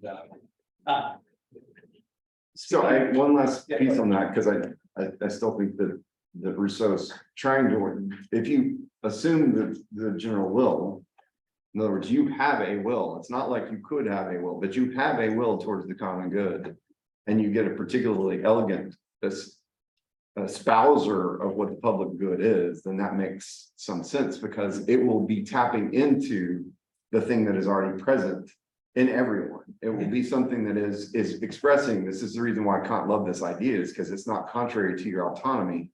It's you that wants this. You're not under the rule of somebody else, some imposition that comes from this guardian, but instead she's just really good at expressing something that is true of you in a way that would be recognizable in that sense. So the system works if you assume the general will is there, because then you will have something in you already that is tending towards the public good, and it just needs to be expressed and sort of elevated. And that's what he does in chapter 8 of this selection. He says, this passage from the state of nature to the civil state produces a remarkable change in man by substituting justice for instinct in his conduct and giving his actions the reality they previously lacked. He's talking about the kind of internal transformation that happens with people once they surrender their natural freedom for the superior freedom of the social contract. He says what man loses by the social contract is its natural liberty and an unlimited right to everything that tempts him and to everything he can take. What he gains is civil liberty and the ownership of everything he possesses. Natural liberty is limited only by the strength of the individual. Civil liberty is limited by the general. And that's where he talks about the sort of the appearance of morality in the system too, right? Like the possibility of subjugation to your own moral laws. He waxes poetic about that. Yeah, it's I mean, to me, he's even tapping a bit into kind of a Nietzschean concept, rising above the current morality, this sort of thing. I mean, it's an interesting theme. He concludes this with saying, impulsion by appetite alone is slavery. Right. Obedience to the law that one has prescribed for himself. And that sounds very Platonic to me. It's that tradition. Yeah. So if you're talking about book 3, his models of government, one of the misconceptions about Rousseau is that he is an advocate for democracy, Republican government sort of thing. Not necessarily. Definitely an advocate for popular sovereignty through the social contract, but he would say you could have that concept in basically in an absolute monarchy. You could have it in an oligarchical kind of arrangement ruled by an aristocracy. You could have it in a democracy. What was the government of Geneva like? He praises Geneva. It's an oligarchy. He calls it a republic, but it's ruled by the rich, the privileged families, basically. And again, in the context of the time, how many true democracies were there floating around out there? Right. Yeah, well, the sort of cynical critique of the republic is it is a mask for Yeah. oligarchy. Well, that's what partly angered. Yeah. Yeah. So, he said, I mean, again, lots of interesting things in here. And he goes off a little bit on some of these crazy 18th century ideas that tropical climates breed certain illusions. Thinking this kind of stuff. We'll get to that with Montesquieu. Yeah. But anyway, but he says the democracies only work in basically small and poor countries. So he rejects representative government like we have, where you elect indirectly. He rejects. I'm starting to reject it Yeah. myself. Well, he rejects an aristocracy. On the path. Inheritance. He says the only aristocracy that works is one based on merit. So that meritocracy this way. So he has very kind of interesting ideas about all this stuff, but it's hard to find sometimes the practical application. He's still a person of his times, right? Definitely. And that's all these thinkers are still dealing with. Reading the Kant, and you're recognizing that he's still dealing with a different world than we're operating in. Now, where I want to shift gears is to talk about Rousseau's impact then, because I say, unlike a lot of the previous thinkers we've been talking about, his impact was felt very directly and immediately in 2 revolutions, the American Revolution and the French Revolution. Even to the point where he is wording is used directly. So he dies in 1778, 11 years before the outbreak of the French Revolution, but in the middle of our revolution. One of the I guarantee that Rousseau was read by our founding fathers, this sort of thing as well. We see a lot of his ideas being incorporated into our founding documents. I love to take to compare Rousseau with the Declaration of Independence and the Declaration of the Rights of Man and Citizen, and look at all the similarities that way in this cross-cultural sort of thing across time. We all know the Declaration of Independence. I suspect a lot of people don't know the Declaration of the Rights of Man and Citizen. It's kind of the founding document of the French Revolution, 1789. It came out as they were in process of trying to create a constitutional monarchy at that point. which didn't last very long. Before it became a republic, and the giant dictatorship, and back and forth. Directory. It's It's hard to keep track of empire. all the constitutions and regimes and coups. I like to say the French, other countries have elections, the French have revolutions. Yeah.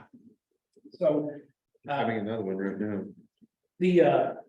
let me just read the wording that starts us off, because all we have in our book is the French version, not which document correct for us. But the wording is just, it oozes Rousseau. Sure. He says representatives of the French people organized as a national assembly, believing that the ignorance, neglect, and contempt of the rights of man are the sole cause of public calamities and corruption of governments, have determined that to set forth in the solemn declaration the natural, inalienable, and sacred rights of man. So this is pure Enlightenment thinking, basically. It's ignorance, neglect, contempt of rights that leads to problems. And of course, that taps into Locke very directly. The articles, there are 17 articles then that follow. Bring that up. Is it any more beautiful in French? Because, Compared to the the American version. Of course, it's gonna be more beautiful in French. What are you talking about?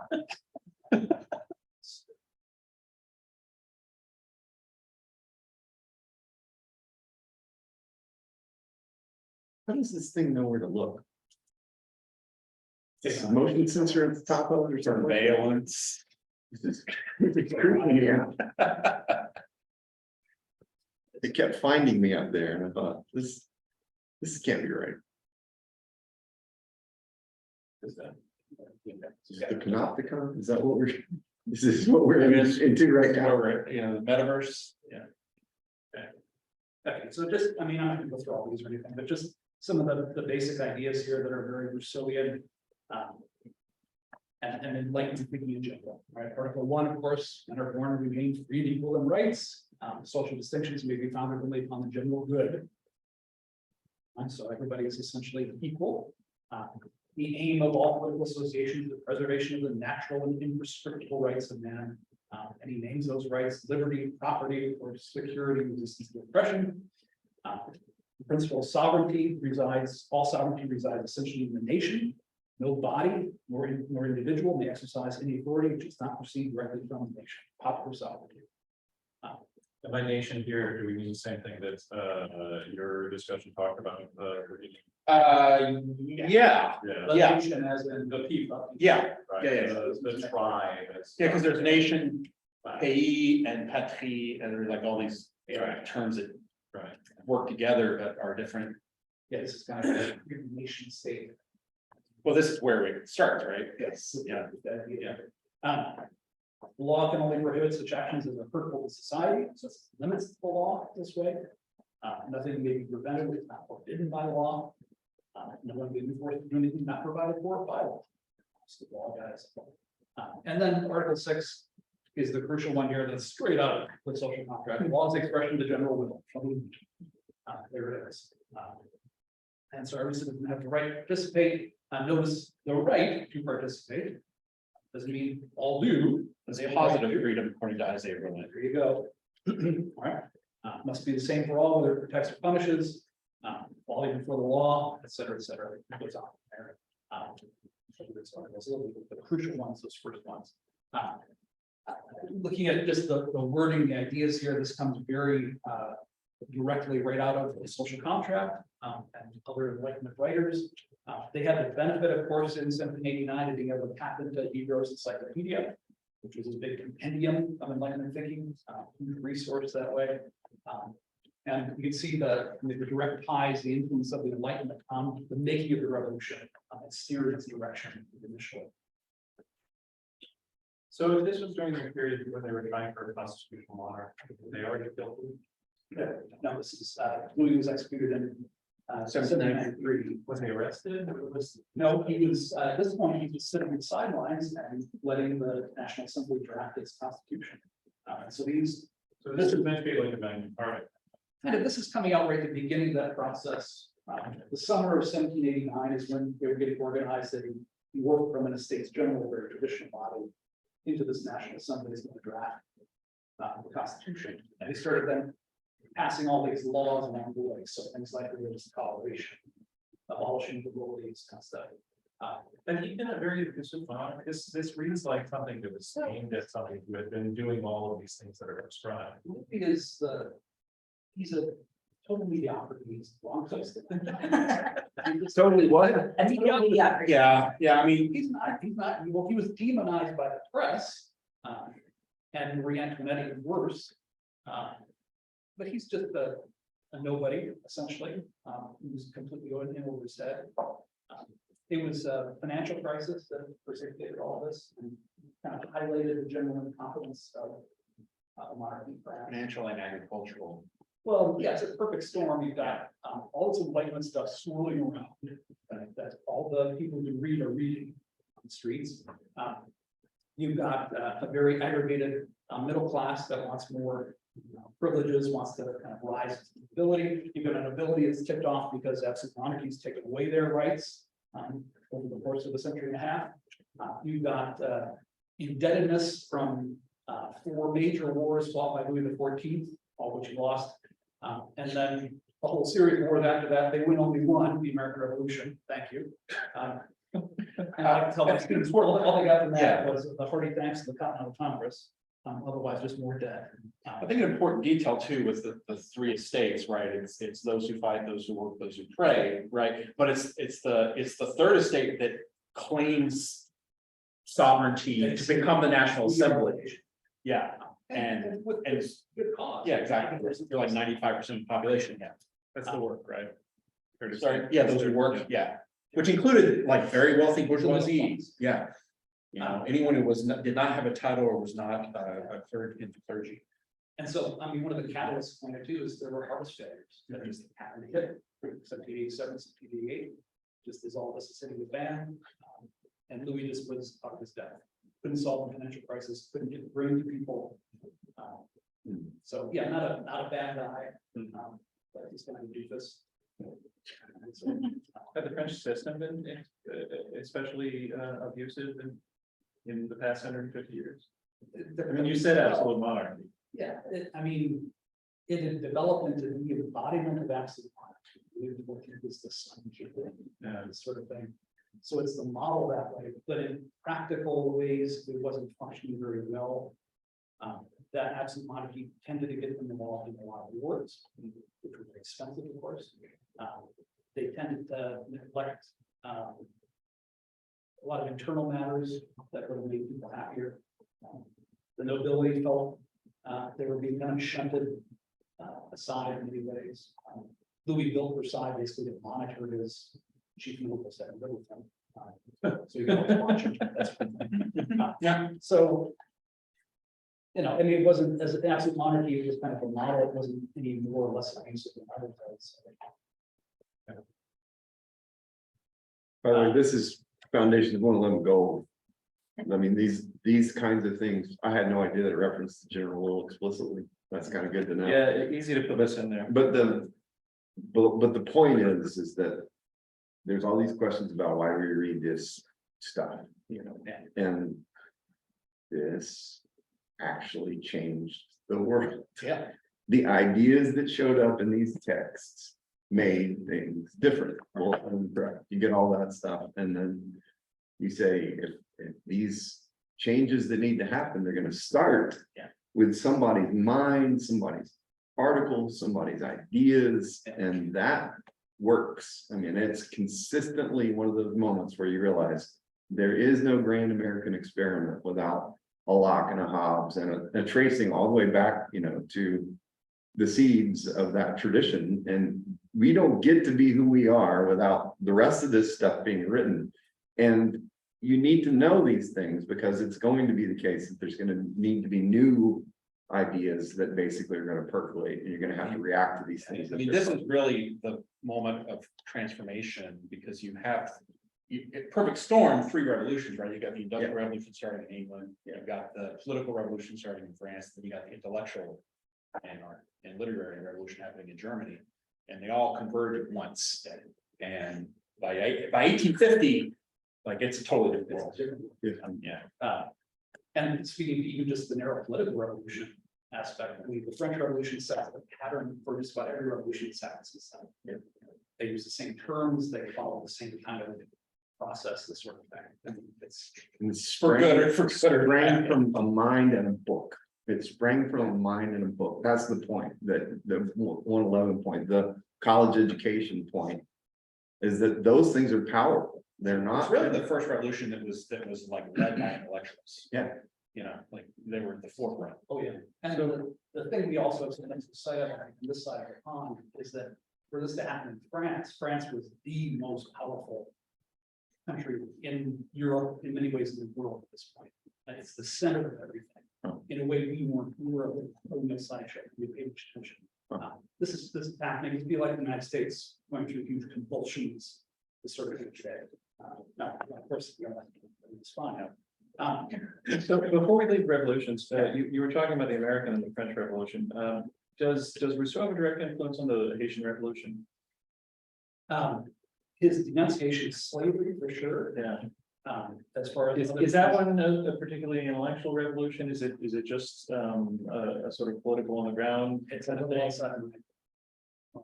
Got abolition movement starting up at least 1780s at the latest.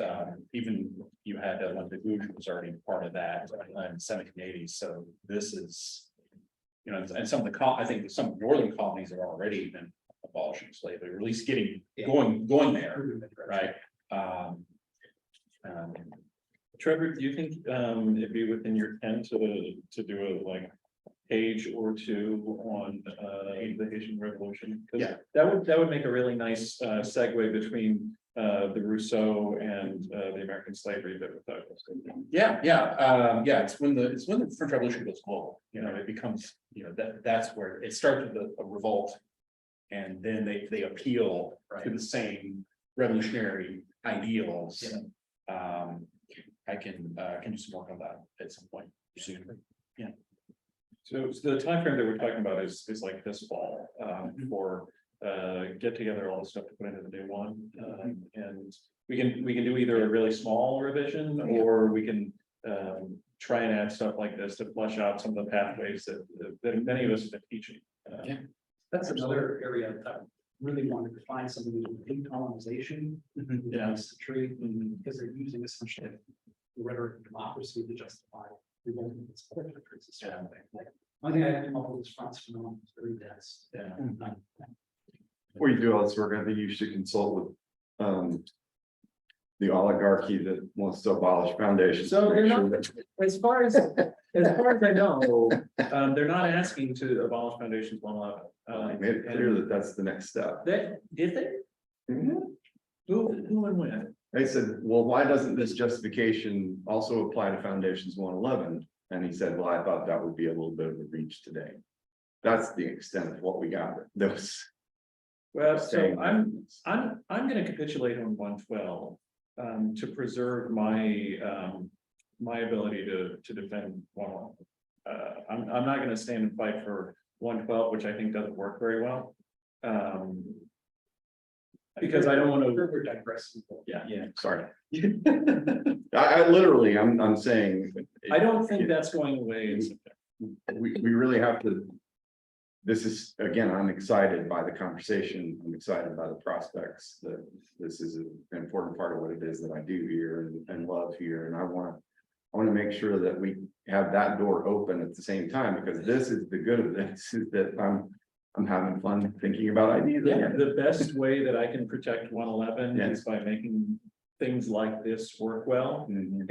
and highlighting the contrast between the very smooth, effective working of 111 and et cetera. Yeah, I'll leave it alone. Sorry. Yeah. Can we delete that from the recording?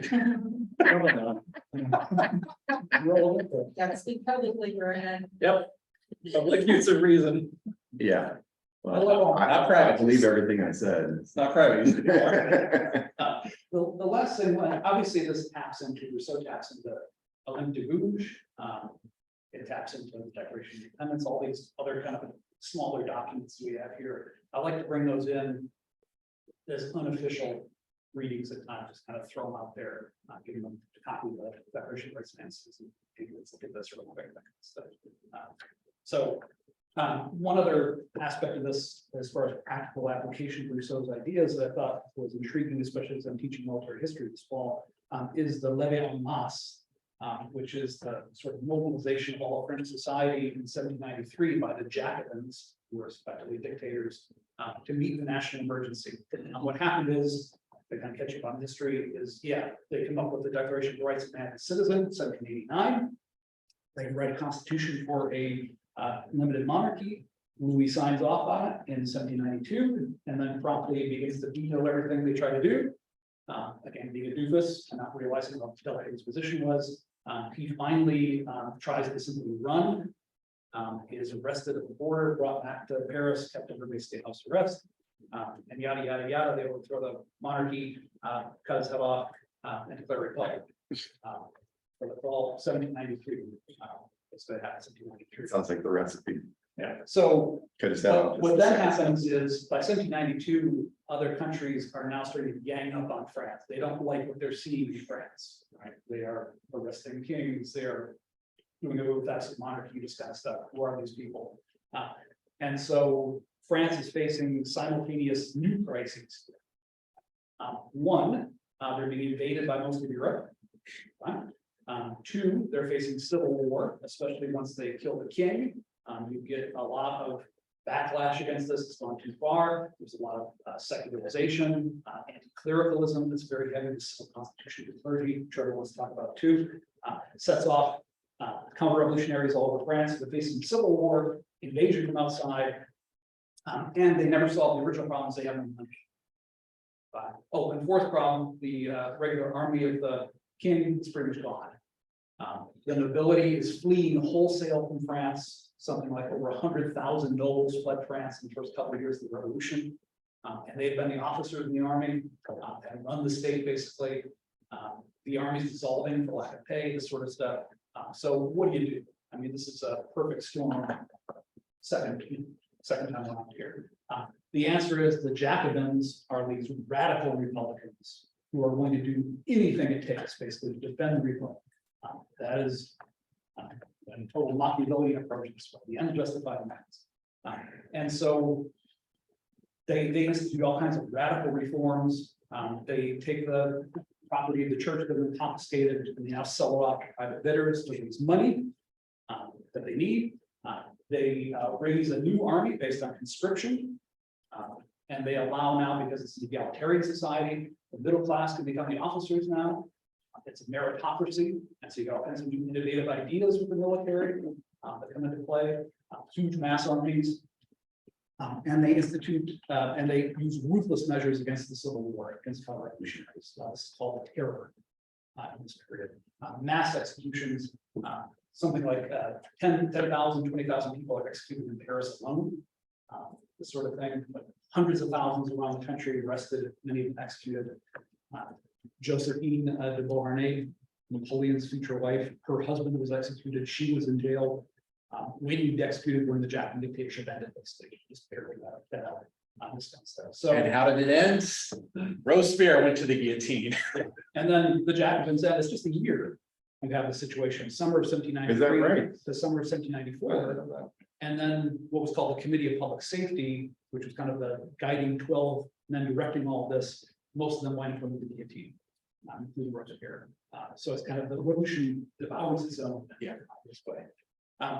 So one of the key aspects of that mass mobilization is you have this total war concept, where for the first time, really, in certainly modern history, where the view is that the whole society must be mobilized to defend the republic. And so this is called the levée en masse. It literally means mass uprising.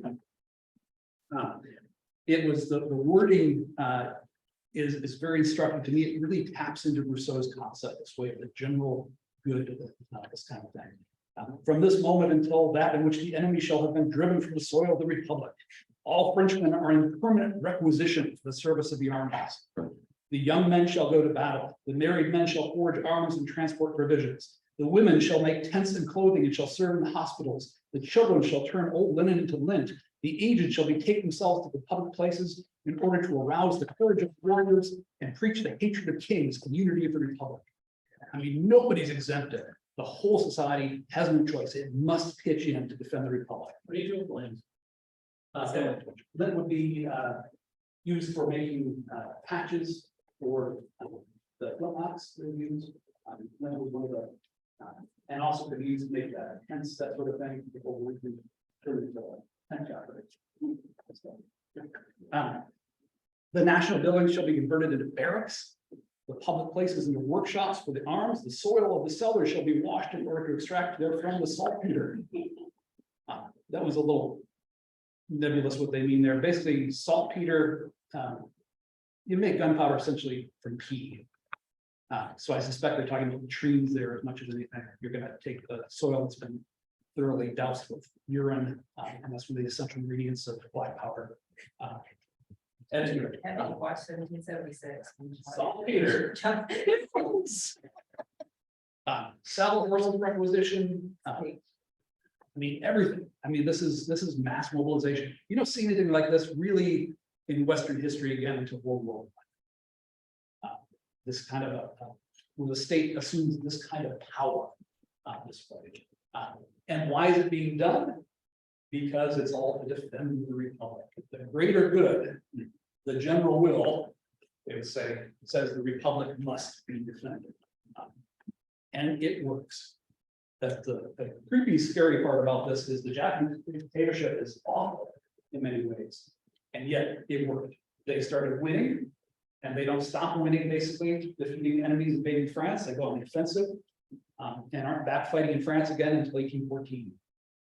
So it's 1793, they start shifting that tide. That exports the revolution to the rest of Europe. This ensures the French Revolution is not going to be an isolated event. It's going to impact all the Western world. That process. They defeat counter-revolutionaries, at least suppress them, keep them under control for the next 15 years.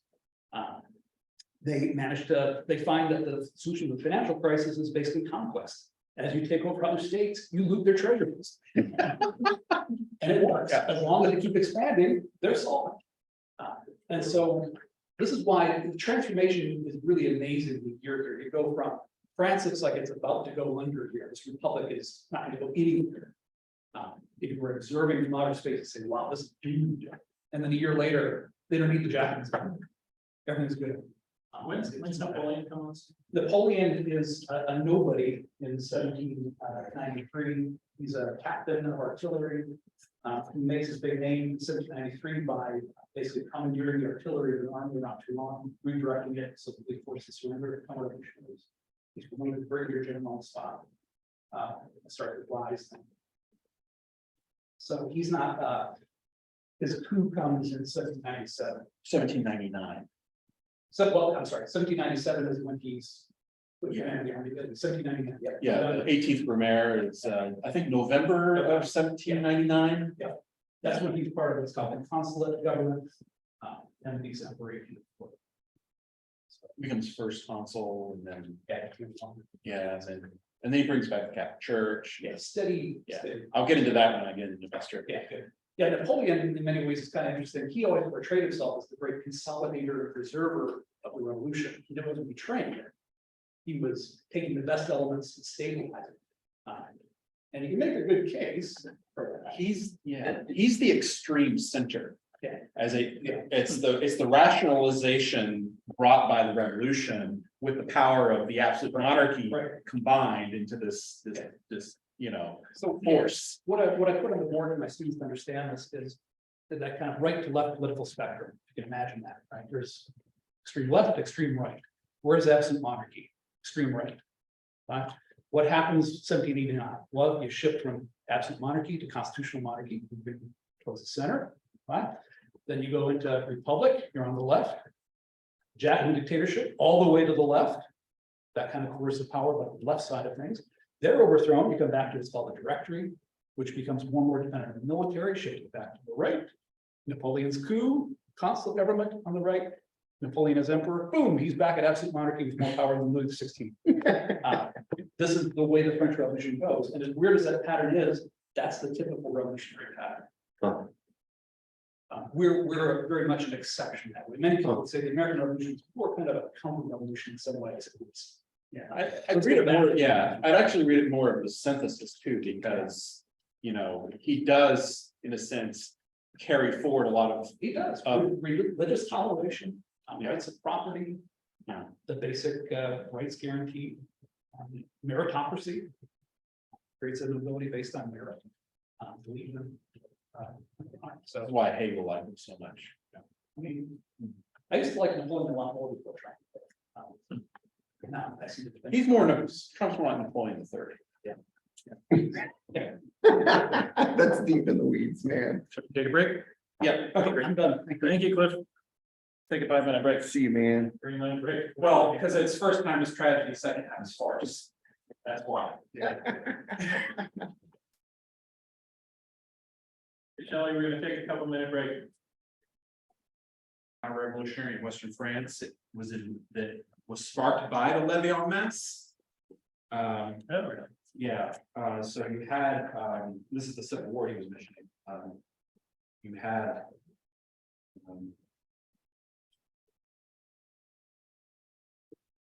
People in Western France, the Loire Valley, who were,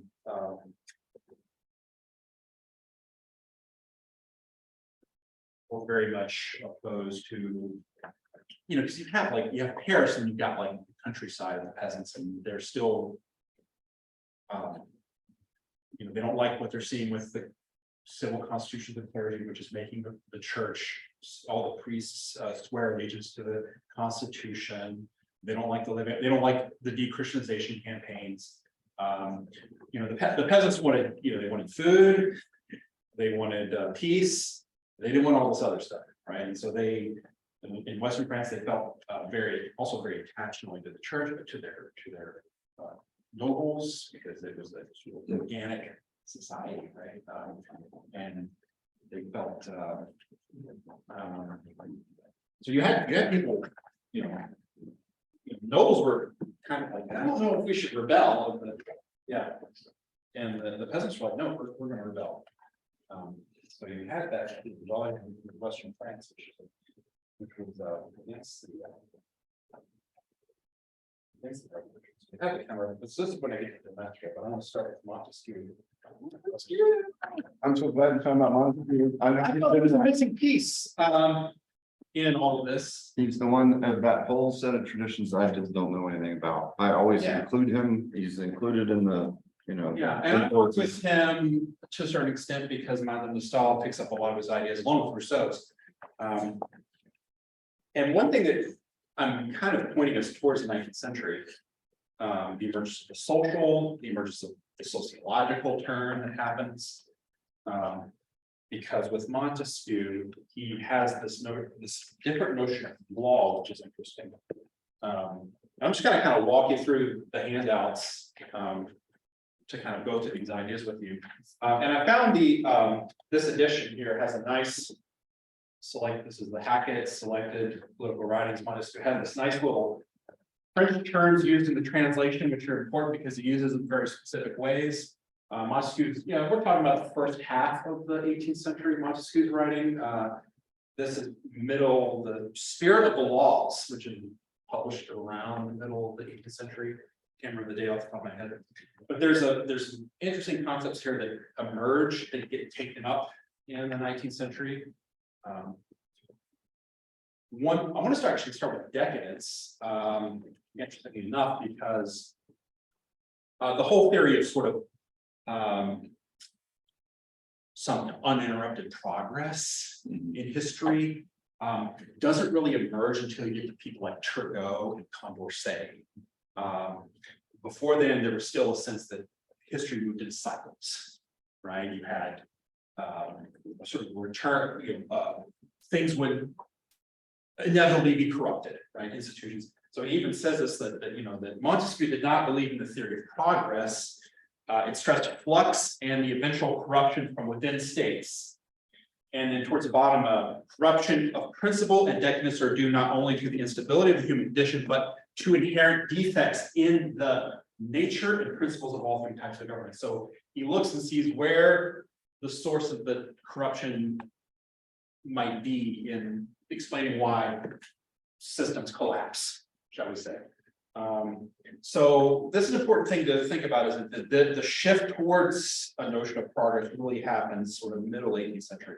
That starts really with Turgot, who's was a physiocrat, which was these sort of early version of free market economists. And then you get Condorcet around the time of the Revolution. Esprit, spirit, mind, is an interesting term. This is before we, of course, get to in German Geist, spirit, that takes up an important place in 19th century German philosophy and Hegel. The essential underlying point one, the essential underlying more fundamental meaning of a text, constitutional set of laws. So he is interested in the spirit of the laws, not so much the laws themselves. The distinguishing characteristic of a collectivity or type. Okay, so he ends up coming to this notion of esprit général, general spirit, which eventually you get to this notion of national spirit, which is related also to a notion of national character, which comes in the 18th century.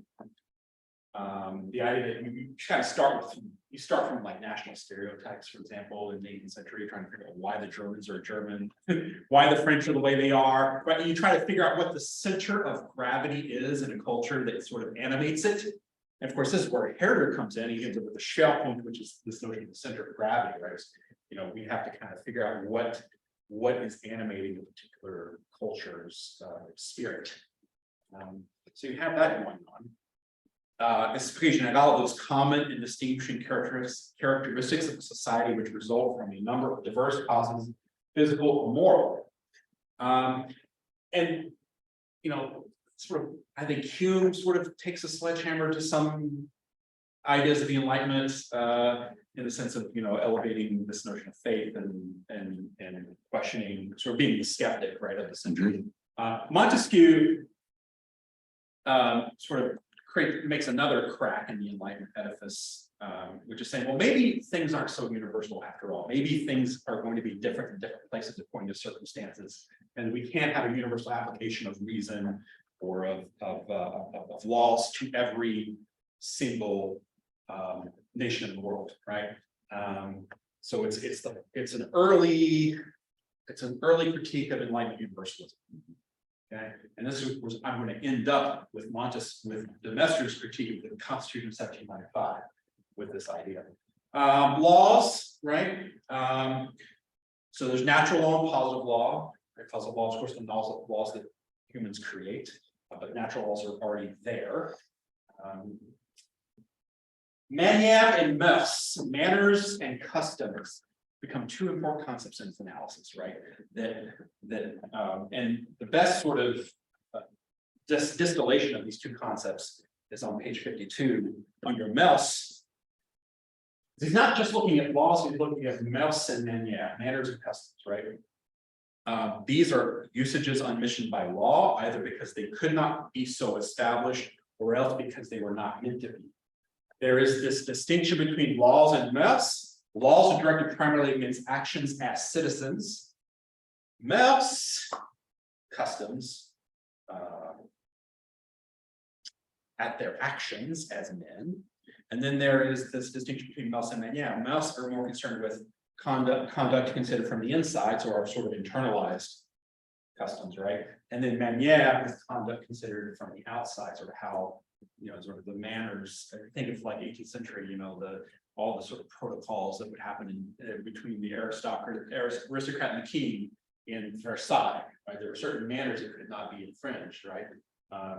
So these become important concepts looking at sort of culture more broadly. Like there are things that cultures do that aren't attributable to laws, that function like laws, but are not in any way written down. They're lived out, they're inhabited.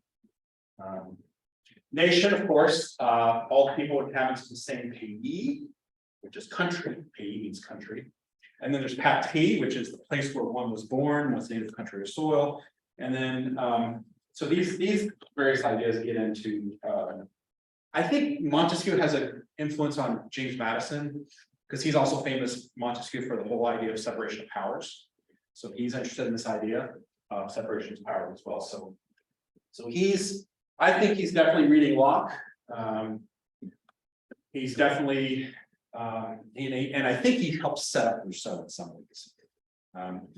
Laws in General, book 1, here, so his method ends up becoming what I would call is like relationism, right? Putting factors in relation to each other to kind of get at a more holistic view of social and political life. Laws in the broadest meaning of the term are the necessary relations that derive from the nature of things. So that's the most general idea.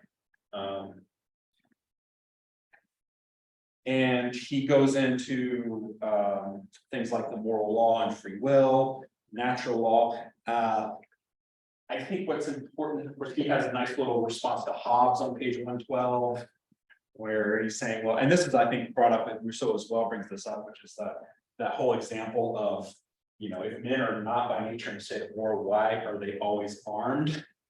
Why do they lock their houses? But does he not attribute to men before the establishment of society what could not happen until after its establishment? Right. So this is, of course, I think it's picked up by Rousseau as well. So he's in dialogue with Hobbes and with Locke. I didn't ask you to read positive laws, but the last page of that I can go with you, because that's kind of, and I wish I had asked you for this, because that's actually kind of the crux of the issue. Is on 114.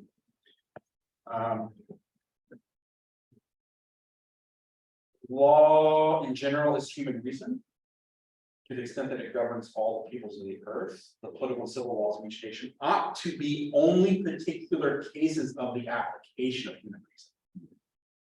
Laws ought to be so appropriate to the people for whom they were made that it would be highly unlikely that the laws of one nation could suit one another. So now here we go, attack against Enlightenment universalism, and that you can have one law for all humans. Okay. Law should be relative to the nature and principle of government that is established or that one would like to establish. Such relationship ought to be present, whether they constitute government as do public laws under law keep, or maintain a government as do civil laws under YCB. Laws, and here's the key point. Laws, or key paragraph, laws should be relative to the physical characteristics of the country, to the climate. And this notion of climate comes in Montesquieu's analysis, right? Because climate shapes national character among other factors like medicine and history and geography, right? Whether freezing, burning, or temperate, to the quality of the terrain, to its location extent, to the style of life of its inhabitants, whether farmers, hunters, or shepherds.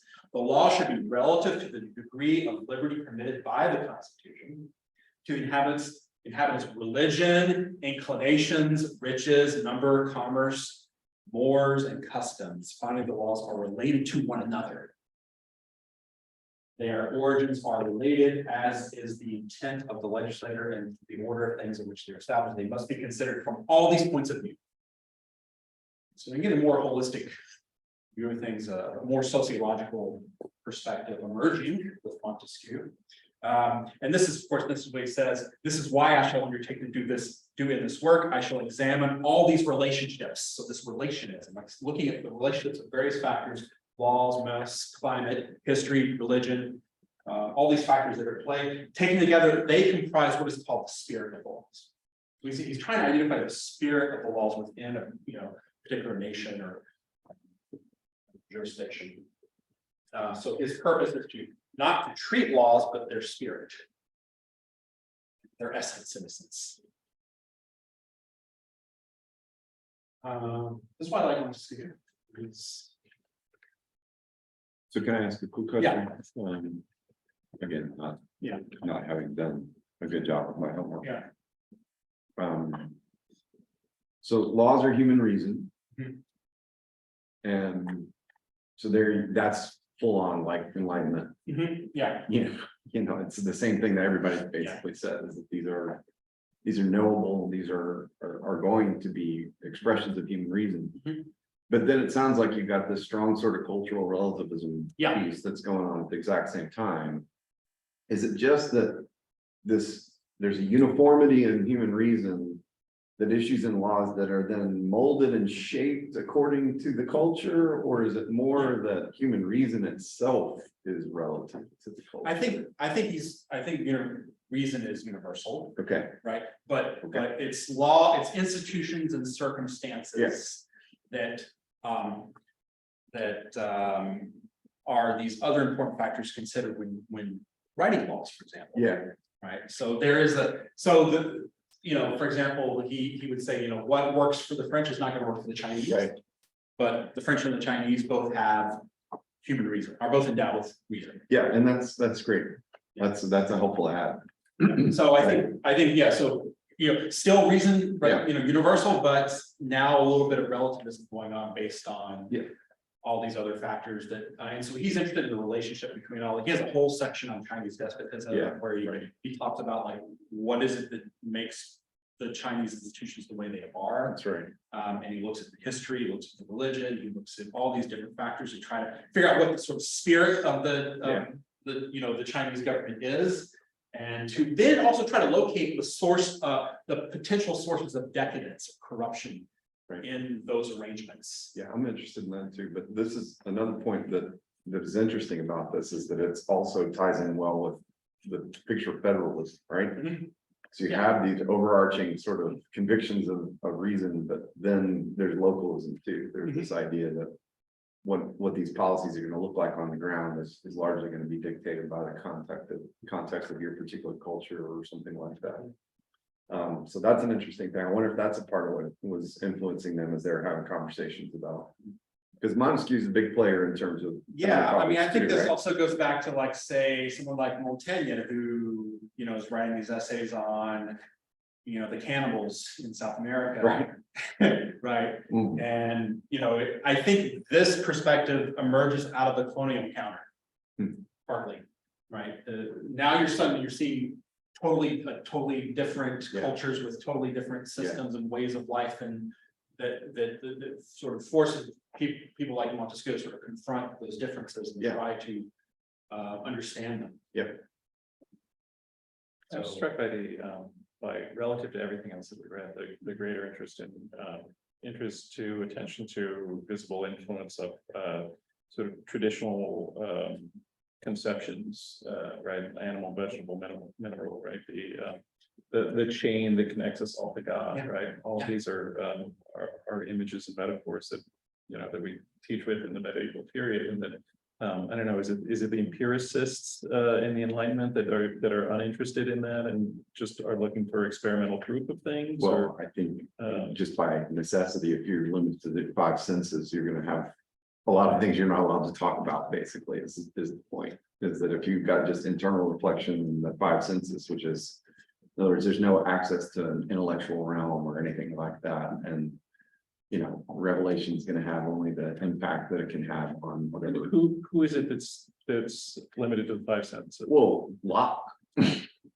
Locke is your standard sort of ground zero. This is where you get French, what's called French sensationalism through Condillac. It's called sensationalism. It's not like, ooh, like it's actually, it's a form of materialist philosophy that understands that consciousness arises out of experience with physical reality, right? And the senses. So you get that. Locke is very influential on people like Condillac in the 18th century, and you get this French empiricism, which becomes sort of the harbinger of a materialism to come with Marx. So just to finish that thought, Locke sneaks in a bunch of that traditional stuff in ways that are probably not quite legitimate. So he's still gonna prove to the existence of God, for example, modified from the old school. Mm. So it's the trajectory goes through Hume, where Hume starts to go, okay, if we're really gonna do this empiricist thing, there's just some stuff we're not gonna be able to talk about anymore, and that's where that gets broken from. And that is again a really important influence on Kant to. Hume's an important influence on Kant, but largely through reaction. Like I'm trying to solve some problems with Kant that Hume raises. But Hume was the one that like fully owned this stuff. If you're really going to be an empiricist, you can't even talk about causality, because all you really see is this following this, whatever's happening, there's not any knowledge of the secret internal powers or any of the rest of that stuff. You basically are limited in what you're gonna talk about. And interestingly enough, he says the reason why we believe in these things is not on the basis of reason, but custom and habit. And this is, it's a recasting of the picture. It's it's almost like an act of faith. But, Yeah, I mean, it's really an interesting, that whole dialogue in that period, sort of just watching how the things kind of end up where they end up. Because they end up in two really wackadoodle. You got Hume over here and you got Leibniz over here, and those two philosophies are seriously interesting. Because And that's where Kant comes in, right? He says that Hume wakes him up from his dogmatic Exactly, yeah. slumber because he was a Leibniz, That's he'd been influenced by Leibniz. That's right. And Leibniz's rationalism. That's why it goes like this, rationalism, Pearson, and comes to a head in Kant. That's really an important part of the story that our students have no idea about why we get Nietzsche, why we get all the rest of the people that are then reacting to what the Kantians. The synthesis of rationalism and empiricism becomes transcendental, it's German ideal. Yeah, I didn't mean to hijack, but Yeah. that's, I think that's what's gonna happen is you're gonna get severing, because then when you move towards empiricism, there's some things that you just can't do it. You just can't do it through the lens. And with knowledge or claim knowledge about it, you can do it through the lens of opinion or faith or some other sort of category, but you're gonna have to do that through some other method entirely instead of what it is you're gonna do through rational pursuits. And also, another point about decadence, he has a book on Rome. It's called the Considerations of the Causes of Romans Greatness and Decline. So it's a book forward-given. So he's looking at Rome as well. And so he was interested in antiquity and deriving a lot of his principles from having read the classics. So I want to kind of segue into Joseph de Maistre, which is our outlier. Actually, he's kind of he's really the end of the period, he's 1790s. He's looking at what's happening in the revolution. And he's actually moderately in favor of the revolution at first, and then he turns against it. But before I get to that, just to kind of let you know what informs my perspective on this period. It kind of came at this through French postmodernism initially and Romanticism. And French postmodernism critiqued two things about the Enlightenment period. One of them was the various forms of foundationalism and naturalism, and then also grand narratives and universalism. Okay, and another person who informed my view is Carl Becker's old series of lectures from the early 1930s. It's called The Heavenly City of the 18th Century Philosophes. Okay, and his thesis is that they simply took St. Augustine's City of God and brought it down to earth. Okay, and here I'm going to read you a couple passages from the introduction that summarizes his argument. And this is going to be a nice little segue into de Maistre. I'm synthesizing this along with the Montesquieu to get to de Maistre. Becker's argument, universally praised for the architectural clarity of its design, proceeded in 4 steps. The first lecture borrowed a concept from Whitehead, Alfred Whitehead, 19th century philosopher, in order to draw a stark contrast between two incommensurate quote unquote climates of opinion.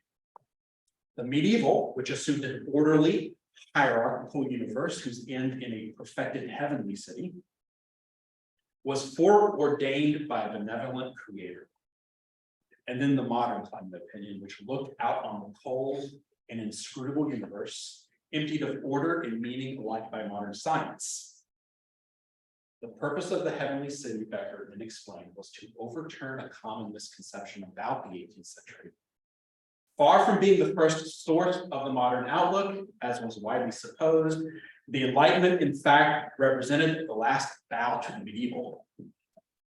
For all their apparent hostility toward Christianity, the 18th century philosophers demolished the heavenly city of St. Augustine, only to rebuild it with more up-to-date materials. This is, now you see my perspective, right? Okay. Specifically, Becker argued in the second lecture, medieval theologians and Enlightenment philosophers shared a common philosophical foundation, naturalism, for which the natural was rational, and vice versa. the two naturalisms, medieval and enlightenment, were not identical. The second being less ghostly than the first, thanks to Newton and Locke. But this difference did not relieve the latter from precisely the same problem of theodicy faced by St. Augustine or St. Thomas. Quote, if nature is good, then there is no evil in the world.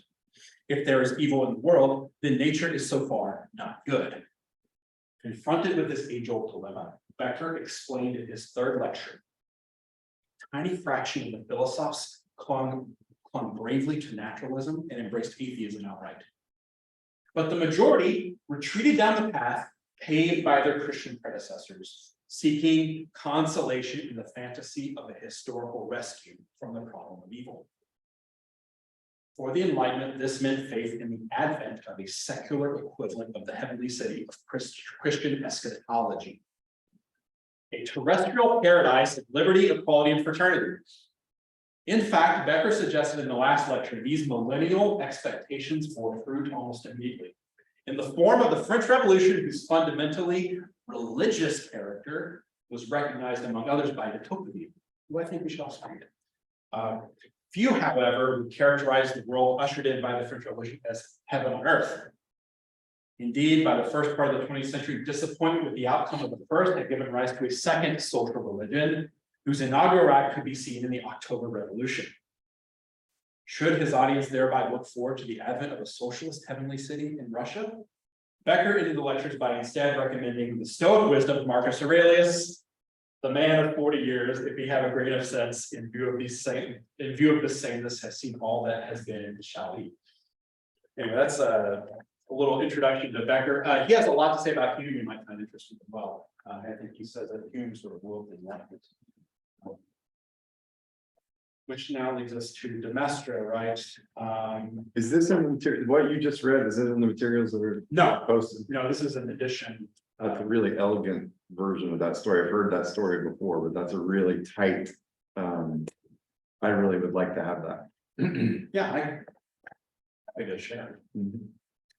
That leads us to Demestre. Demestre was so Demestre is famous for what's called the politics of throne and altar. Okay. And he's also the founder of what's called political ultramontanism. Ultramontanism being sort of over the mountains or beyond the mountains. In this sense, from the perspective of France, it means Rome, right? It means the Pope. He has an entire book on the Pope. He's a big fan of the Catholic vision, the traditional Catholic vision. He has another book called Against Rousseau, so he really hates Rousseau. He actually doesn't really like the philosophers in general, the intellectuals, he calls them. And he's moderately in favor. He said, yeah, we need some reform, but then as the revolution radicalized, he turned against it and then started writing started publishing all these diatribes against revolution. The considerations on France, I think, is 1796. So we're at the end now, and he's looking back. And the reason I bring him in is, interestingly enough, he bemoaned the fact that people on the political right did not read him as much as people on the political left in the early 19th century. The utopian socialists, for example, Saint-Simon and these others were really into Demestre. They actually thought that the future lied in a synthesis between Voltaire and Demestre. And so you have this influence of Demestre coming into the 9th century with the emergence of the social and of the sociological, because primarily of this notion of divine providence, which comes into play in this analysis, that there is, in a sense, there are sort of this idea of a force that's beyond us that is at work in history that we cannot control, and that becomes a notion in the 19th century. But it starts here with Demestre, with the notion of God's providence working in the revolution. His idea is that the revolution is essentially God's punishment on France for having abandoned its abandoned its mission of being the preeminent Christian kingdom, and carrying out its mission. Because he traces it all back to Charlemagne and stuff, so. And he says, but he also says that this is actually a punishment for the purposes of regeneration, right? The notion of regeneration and moral regeneration specifically became part of the discourse in the 1790s. That France had entered into a state of decadence and corruption, was now renewing itself through this purging, in a sense. And it's something new would be born out of this process. So we're on the cusp of Hegel here. Theodicy becomes essentially anthropodicy, because now it's no longer God that's at the center of. It's no longer God that's at the subject of history, but it's man, right? It's humans. So anyway, there's some. I gave you a couple sections here. The first is called Of Revolutions, where you kind of see his idea of divine providence at work in history and the revolution. And the second is called On Divine Influence in Political Constitutions, which is a critique of social contract theory. I also say that at the same time, you have another group of French thinkers called the ideologues, who invent the term ideology, which is initially this notion of the science of ideas, but it gets taken up by Marx later. So you have here, I think, also the emergence of notions of ideology, of social forces that work in history that we cannot grasp. And that we are sort of, as he says, of revolutions, it's not that the men made the revolution made men. So anyway, let's start with a little bit of, it's not men who made the revolution, it's the revolution who made men, right? So that, so you have this sort of overturning of human agency. Of revolutions, we start out. I'm going to read some of this for you all in case you'll get into it.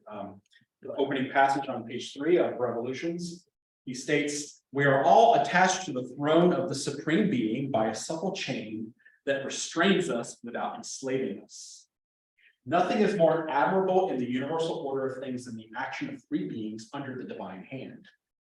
Freely slaves, they act voluntarily and necessarily at the same time. They really do what they will, but without being able to disturb the general plans." So you see what's going on. I mean, we still have free will, but we are also subject to a higher will, or the divine will, that is at work in history. Okay. And then, of course, he has this notion of miracles. So he says, well, the divine power is exercised effortlessly. Everything is supple in his hands. Nothing resists it. For everything, even obstacles or means, and the irregularities introduced by the operation of free agents fit into the general order. And he gives us this metaphor of a clock or a watch at work, and all the gears are moving in different directions, but the overall design, right, has this logic to it, right? And then he calls it the exceptions to this order. He calls miracles. He says a miracle is an effect produced by a divine or superhuman cause that suspends or contradicts an ordinary cause. And he said, well, the French Revolution is a miracle, right? It's an aberration in a sense, right? It's a miracle. Everything happening in Europe is just as marvelous in its own way, right? As the instantiated fructification of a tree in the month of January. So at this point, is he pro or anti-revolution? Oh, he's anti-revolution. Yeah.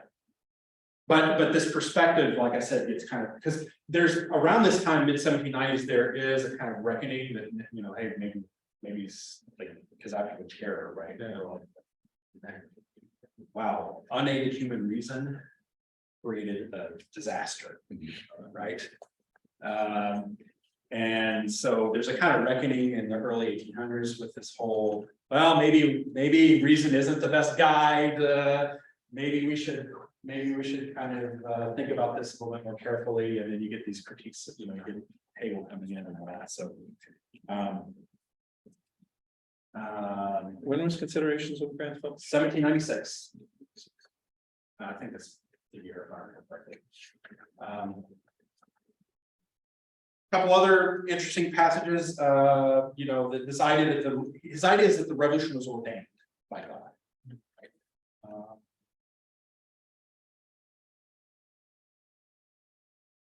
It has been correctly pointed out, the French Revolution leads men more than men lead it. Men are the simple instruments of God. Okay. Those who established the republic did it without wanting to and without knowing what they were doing. They were led to it by events. Yeah. This is providence at work in history. You know, when I was reading this, I didn't pick up on the emphasis on providence. No. Because he said events so often, and he was talking about, was it him that was talking about blind chance, but blind fatality is what it said. Yeah. Yeah, there's some slippage, right, in his text, but I think ultimately what we're dealing with here is divine providence is in control of events, and that we are all instruments of this divine providence. That is translated into history, into the movement of history. So all the times when he's talking about the revolution is leading, and he's using the revolution as a cipher for divine providence. Yeah, the revolution was ordained by God. It's funny because I guess I thought that he was anti-revolution when he was saying those things, and so it's Yeah, I mean, to align something that providence with something that you're critical of. I think I think the key of that, the answer to that question is that he sees it as divine, as a punishment, but a necessary punishment. For the purposes of moral regeneration. We're going somewhere, Yeah, let's see.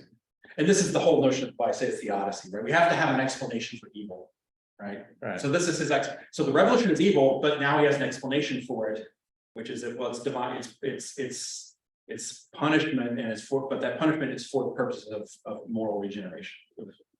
Yeah. But here's the thing, though, is that this idea, right? I mean, it's Hegel's theodicy. You have all these theodicies in the 19th century trying to explain why these events happened. Yeah. And he's kind of the first to really, or I guess among the first to really lay it out, right? Now, these ideas kind of get sort of secularized into, like I said, history with a capital H. Yeah. Right. It happens in ordinary American politics too, right now. Yeah. People explain. Oh, yeah, I mean, the divine punishment idea is, that's why I was sighing, because it's so pedestrian and. Also, there was this discourse too about that France had entered into a state of corruption and decadence. I think even Olympic Mouche mentions this. I'll have to point out the passage here. That was a conversation that was happening at the time. Yeah. The old regime was corrupt and decadent, and now we need to, What's the famous Baptist church that goes around protesting military funerals? Kansas, whatever that guy is. Yeah, because America doesn't hate gay people enough. So there's that version of it too, but there's also the other more macro versions which see these convolutions in that sense that you were talking about, which is that there's these tendencies towards corruption, and then Oh, Westboro, thank basically you, Shelley. to a crisis. Westboro Baptist. Yeah, so here we go. This is page 6, right? I think this will help answer all this, right? Providence willed that the first blow be struck by the Septembrists, which is 1792, right? Which is when in September 1792, the French Revolution enters its violent phase, right? So this is the first, in order that justice itself would be debased, right? And then he says that the revolution could succeed only by the scope and power of the revolutionary spirit, or if one may put it in another way, by faith in the revolution. Thus, untalented and ignorant men have very ably driven what they call the revolutionary chariot. So he says that the revolution is led by all these mediocre men, right? But it's because they're instruments of God, right? But yeah, he ends up this first section, bottom of page 7. In short, the more one examines the apparently most active personages in the revolution, the more one finds them something passive and mechanical. We cannot repeat it too often that men do not lead the revolution. It is the revolution that uses men. They are right when they say that it goes all alone This phrase means that never has the divinity shown itself so clearly in any human event. If the vilest instruments are employed, punishment is for the sake of regeneration.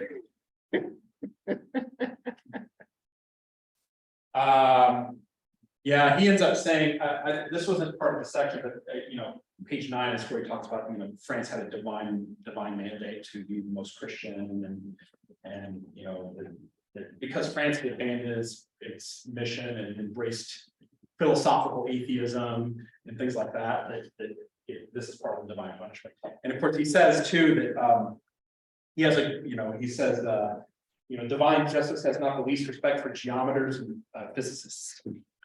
So he's attacking the intellectuals too, saying, he says right here, says, let there be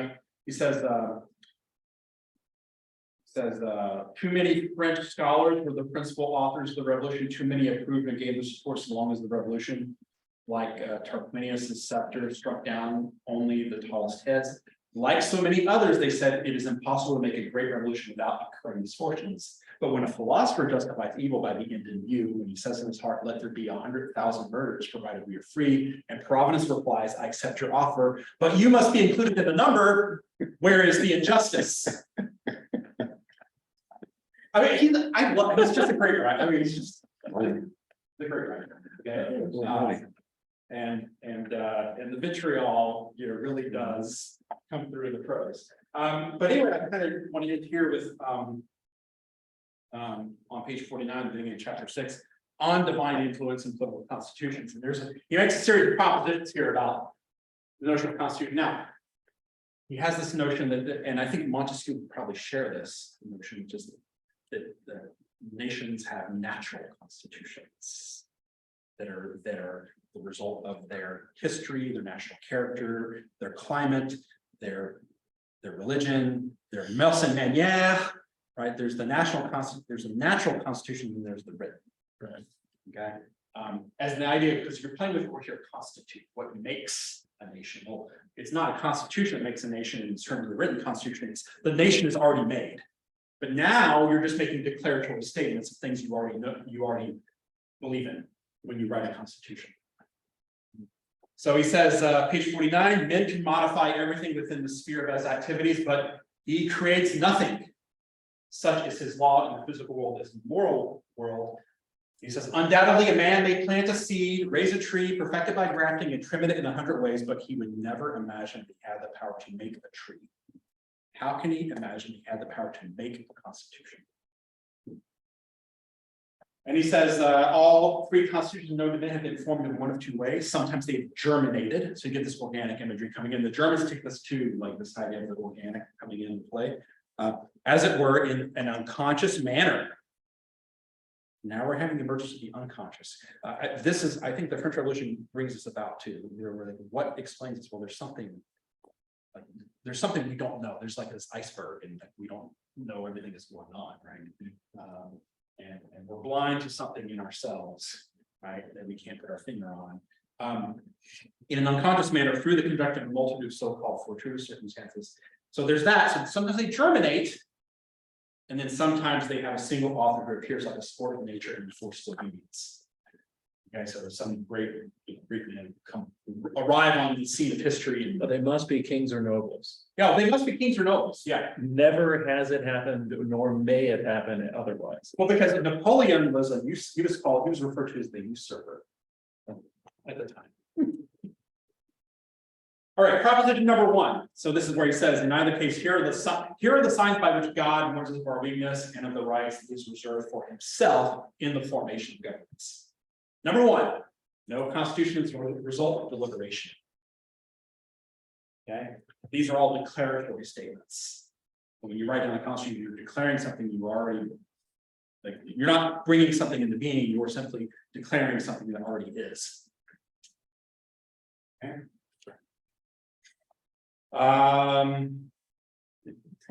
Proposition 2, the key point there is that circumstances do everything and men only part of the circumstances. So what does this mean to either one of you two?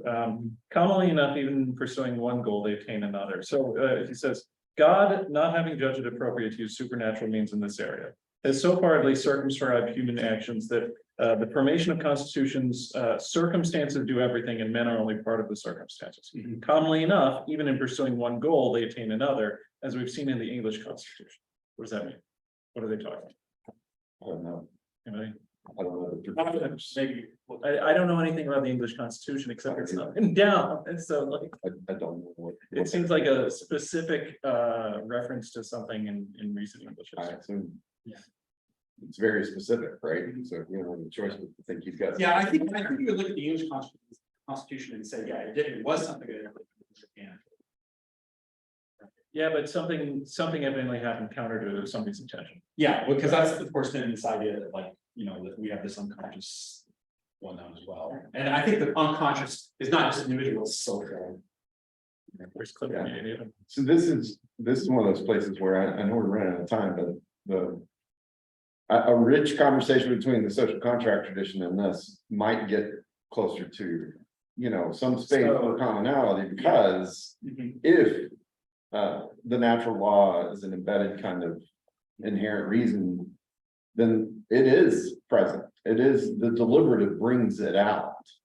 It's not like it creates it, but it brings out what is already sort of expressed in terms of the moral foundation of things that needs to be appropriately respected in a political organization. Yeah, and I think what he's doing is he's critiquing the French at the time who were saying like, well, no, we can just create, right? We can just create this ex nihilo, right? Yeah. And I'm gonna get to that at the end here, Okay. as I wrap up. So interesting enough, I just, after this is all over, I can tell you about the fact that I gave this to my Foundations 111 at the end of the semester, just to see what you thought about it. Yeah. And yeah, I'll tell you about that later. But, so he ends up going, I won't lose all the prepositions, but you know, things like, you know, which is interesting, I think the more that gets written down, the weaker the institution becomes. Because right, because the reason for this is clear, laws are only declarations of rights, and the rights are declared only when they are attacked. So that a multiplicity of written constitutional laws proves only a multiplicity of conflicts and the danger of destruction.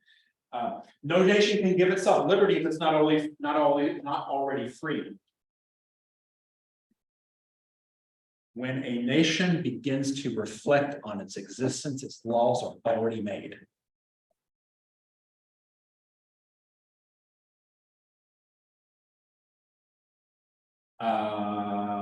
Yeah, I would just, he says it's sort of liberty is a sort of a gift of the sovereign. Yeah, so that he says that in 3. Is he a monarchist then?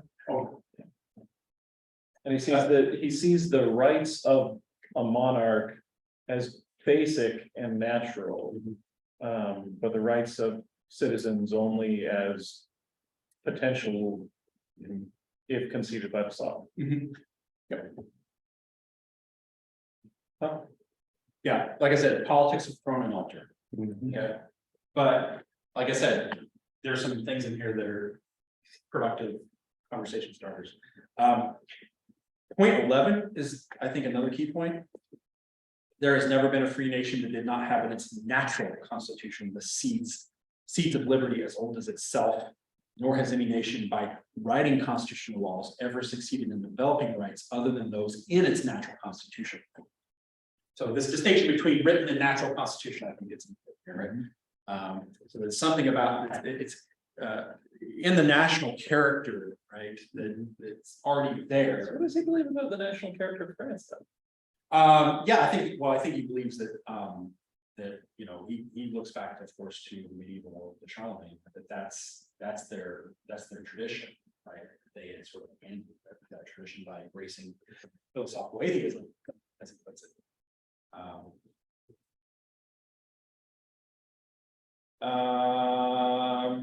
Here we go. Point 13. I have spoken of one basic characteristic of true legislators.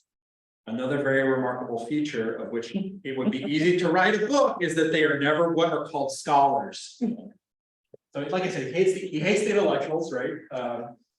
They do not write, they act on instinct and impulse more than on reasoning, and they have no other means of acting than a certain moral force that bends men's wills. Like Nietzsche to me. He's proto-Nietzsche. Yeah, he's proto-Nietzsche for sure. Oh yeah. He has some choice words for Locke. is the scholars have a talent, but in this specific area, they do not have the talent to create nations. Like they have the talent to sort of, get into the minutia of. And because they have talent in that one area, means they don't have it. Okay, now we're getting down to the key points here, and this is going to loop us back to Montesquieu.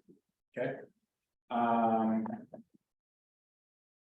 He's commenting on the Constitution of 1795, which was after the terror. Okay, so the French get together, they come up with another constitution. I think it's like their third at this point, in 6 years or so. And this is what establishes what's called the Directory, which is a kind of, it's a real hodgepodge of a constitution. It's bureaucratic kind of government laws. So he says, hey, this constitution is better than the last ones you all wrote, but it's still got a major theoretical error. He says, I will only indicate the theoretical error that has served as the basis for this constitution and that has misled the French from the very beginning of the revolution. The Constitution of 1795, like its predecessors, was made for man, but there is no such thing as man in the world. In my lifetime, I have seen Frenchmen, Italians, Russians, etc. Thanks to Montesquieu, I even know that one can be a Persian. He has Montesquieu writes an epistolary novel called Persian Letters, where he's using Persians to comment on France. It's another conversation. But as for man, and that's a line from he's quoting a line. But as for man, I declare that I've never met him, never in my life met him. If he exists, he is unknown to me. So here's we're concentrating this sort of philosophical abstraction of the human or man, right? Of course, I think this is interesting to bring up because our whole theme is like being human, right? Is there a single country in the world where you can find a council of 500, a council of elders, and 5 directors? That's the Constitution of 1795. It's all over the place. This Constitution might be offered to any human association from China to Geneva, but a Constitution that is made for all nations is made for none. So critique of globalism here too, right? It is a pure abstraction, an academic exercise made according to some hypothetical ideal which should be addressed to man in his imaginary dwelling place. What is a constitution? Is it not merely the solution to the following problem? Given the population, the mores, the religion, the geographic qualities of a particular nation, define the laws that suit it. Now, the Constitution of 1795, which treats only of man, does not grapple with this problem at all. Thus, every imaginable reason combines to prove that this work does not possess the divine seal. It is only a school composition. There's your domestic for you, coming in. Yes, like I said, he is, of course, the founder of political ultramontanism, politics of throne and altar. But I think interesting and valuable critiques on what's happening in the 1790s and of social contract theory in general, and bringing Montesquieu to bear on the situation. And you have this kind of, you have the merging of these sort of notion of laws, a spirit of laws, right? And then providence, right? Kind of synthesizing to create something new. And that's a seriously weird mix. So I got categories for both of these things, but cramming them together like that is really a mess in my head. Right. Because usually when you get the altar part, it tends towards another version of universalism. It doesn't tend towards right. It doesn't tend towards. Well, no, I think what he's saying, I think what he's saying here though is that there's a constitution that suits France. Yeah, we have to go look at the old constitution before. Yeah. Right. Yeah. And we have to look to our history. Yeah. We have to look to our tradition. We have to look to our institutions that were already in place to try to distill what the spirit of the laws was. Yeah. To then figure out what our written constitution should be moving forward. Of course, with the king. He wants to keep it. It's still odd though, because you've got your postmodern critics that are, the particular is where you're always going to be. You're not going to get to the universal or whatever, but I still hear in what you're talking Yeah. about is the sense that the divine is behind it all in Yeah. some sense. I mean, he And doesn't putting- quite get rid of his own universals, for sure. Putting those two things together, I mean. Well, because he also, like I said, he's Catholic and he. Yeah, right. It's the one universal church, right? So Right. he's got that going on, Right. then he's got this other relativist side going on. Yeah, so he must be doing something like, there's a seed of this divine providence in all of these Yeah. embedded constitutions. I think for you would any probably particular- say that, something like yeah. It's gonna be like Karl Rahner's, I think he would secret be- Christianity, like even in Buddhist countries, you're gonna have some vestige of this. Well, story interestingly that's enough, coming through. he was a Freemason. And he said about Freemasonry that, because, Freemasons were like an enemy of the church at the time, even though he's Catholic, he had been a Freemason, which is kind of also a contradiction. Yeah. Right, but he says that, well, at least Freemasonry points you in the direction of, Yeah. the right direction, Right, right? And so, they all sort of point in the same direction ultimately, in his view of some divine truth, right? That can be applied universally, but he's much more interested in the particular for France. That France has a particular set of circumstances, it has a tradition, it has a divine mission overall, right? Of being a Christian nation with a king. That's how, that's our history, right? At 66 kings, mostly did okay, some bad ones, some good ones, but overall, that's his point, is like it worked for the most part. And so you've got this, I think resurgence of the medieval as well at this point, more organic theory of social life emerging as well, with the Germans especially. Mhm. And this is kind of where I figured since it's my area, this is a good place to end, at the end of the Enlightenment, where you get the critique and you get the emergence of something Mhm. unfolding in the 19th century, Mhm. which brings in the social, which brings in the unconscious, which brings in history with a capital H. Spirit. Yeah, I can see it. On that note, I'm gonna go ahead and cut the feed.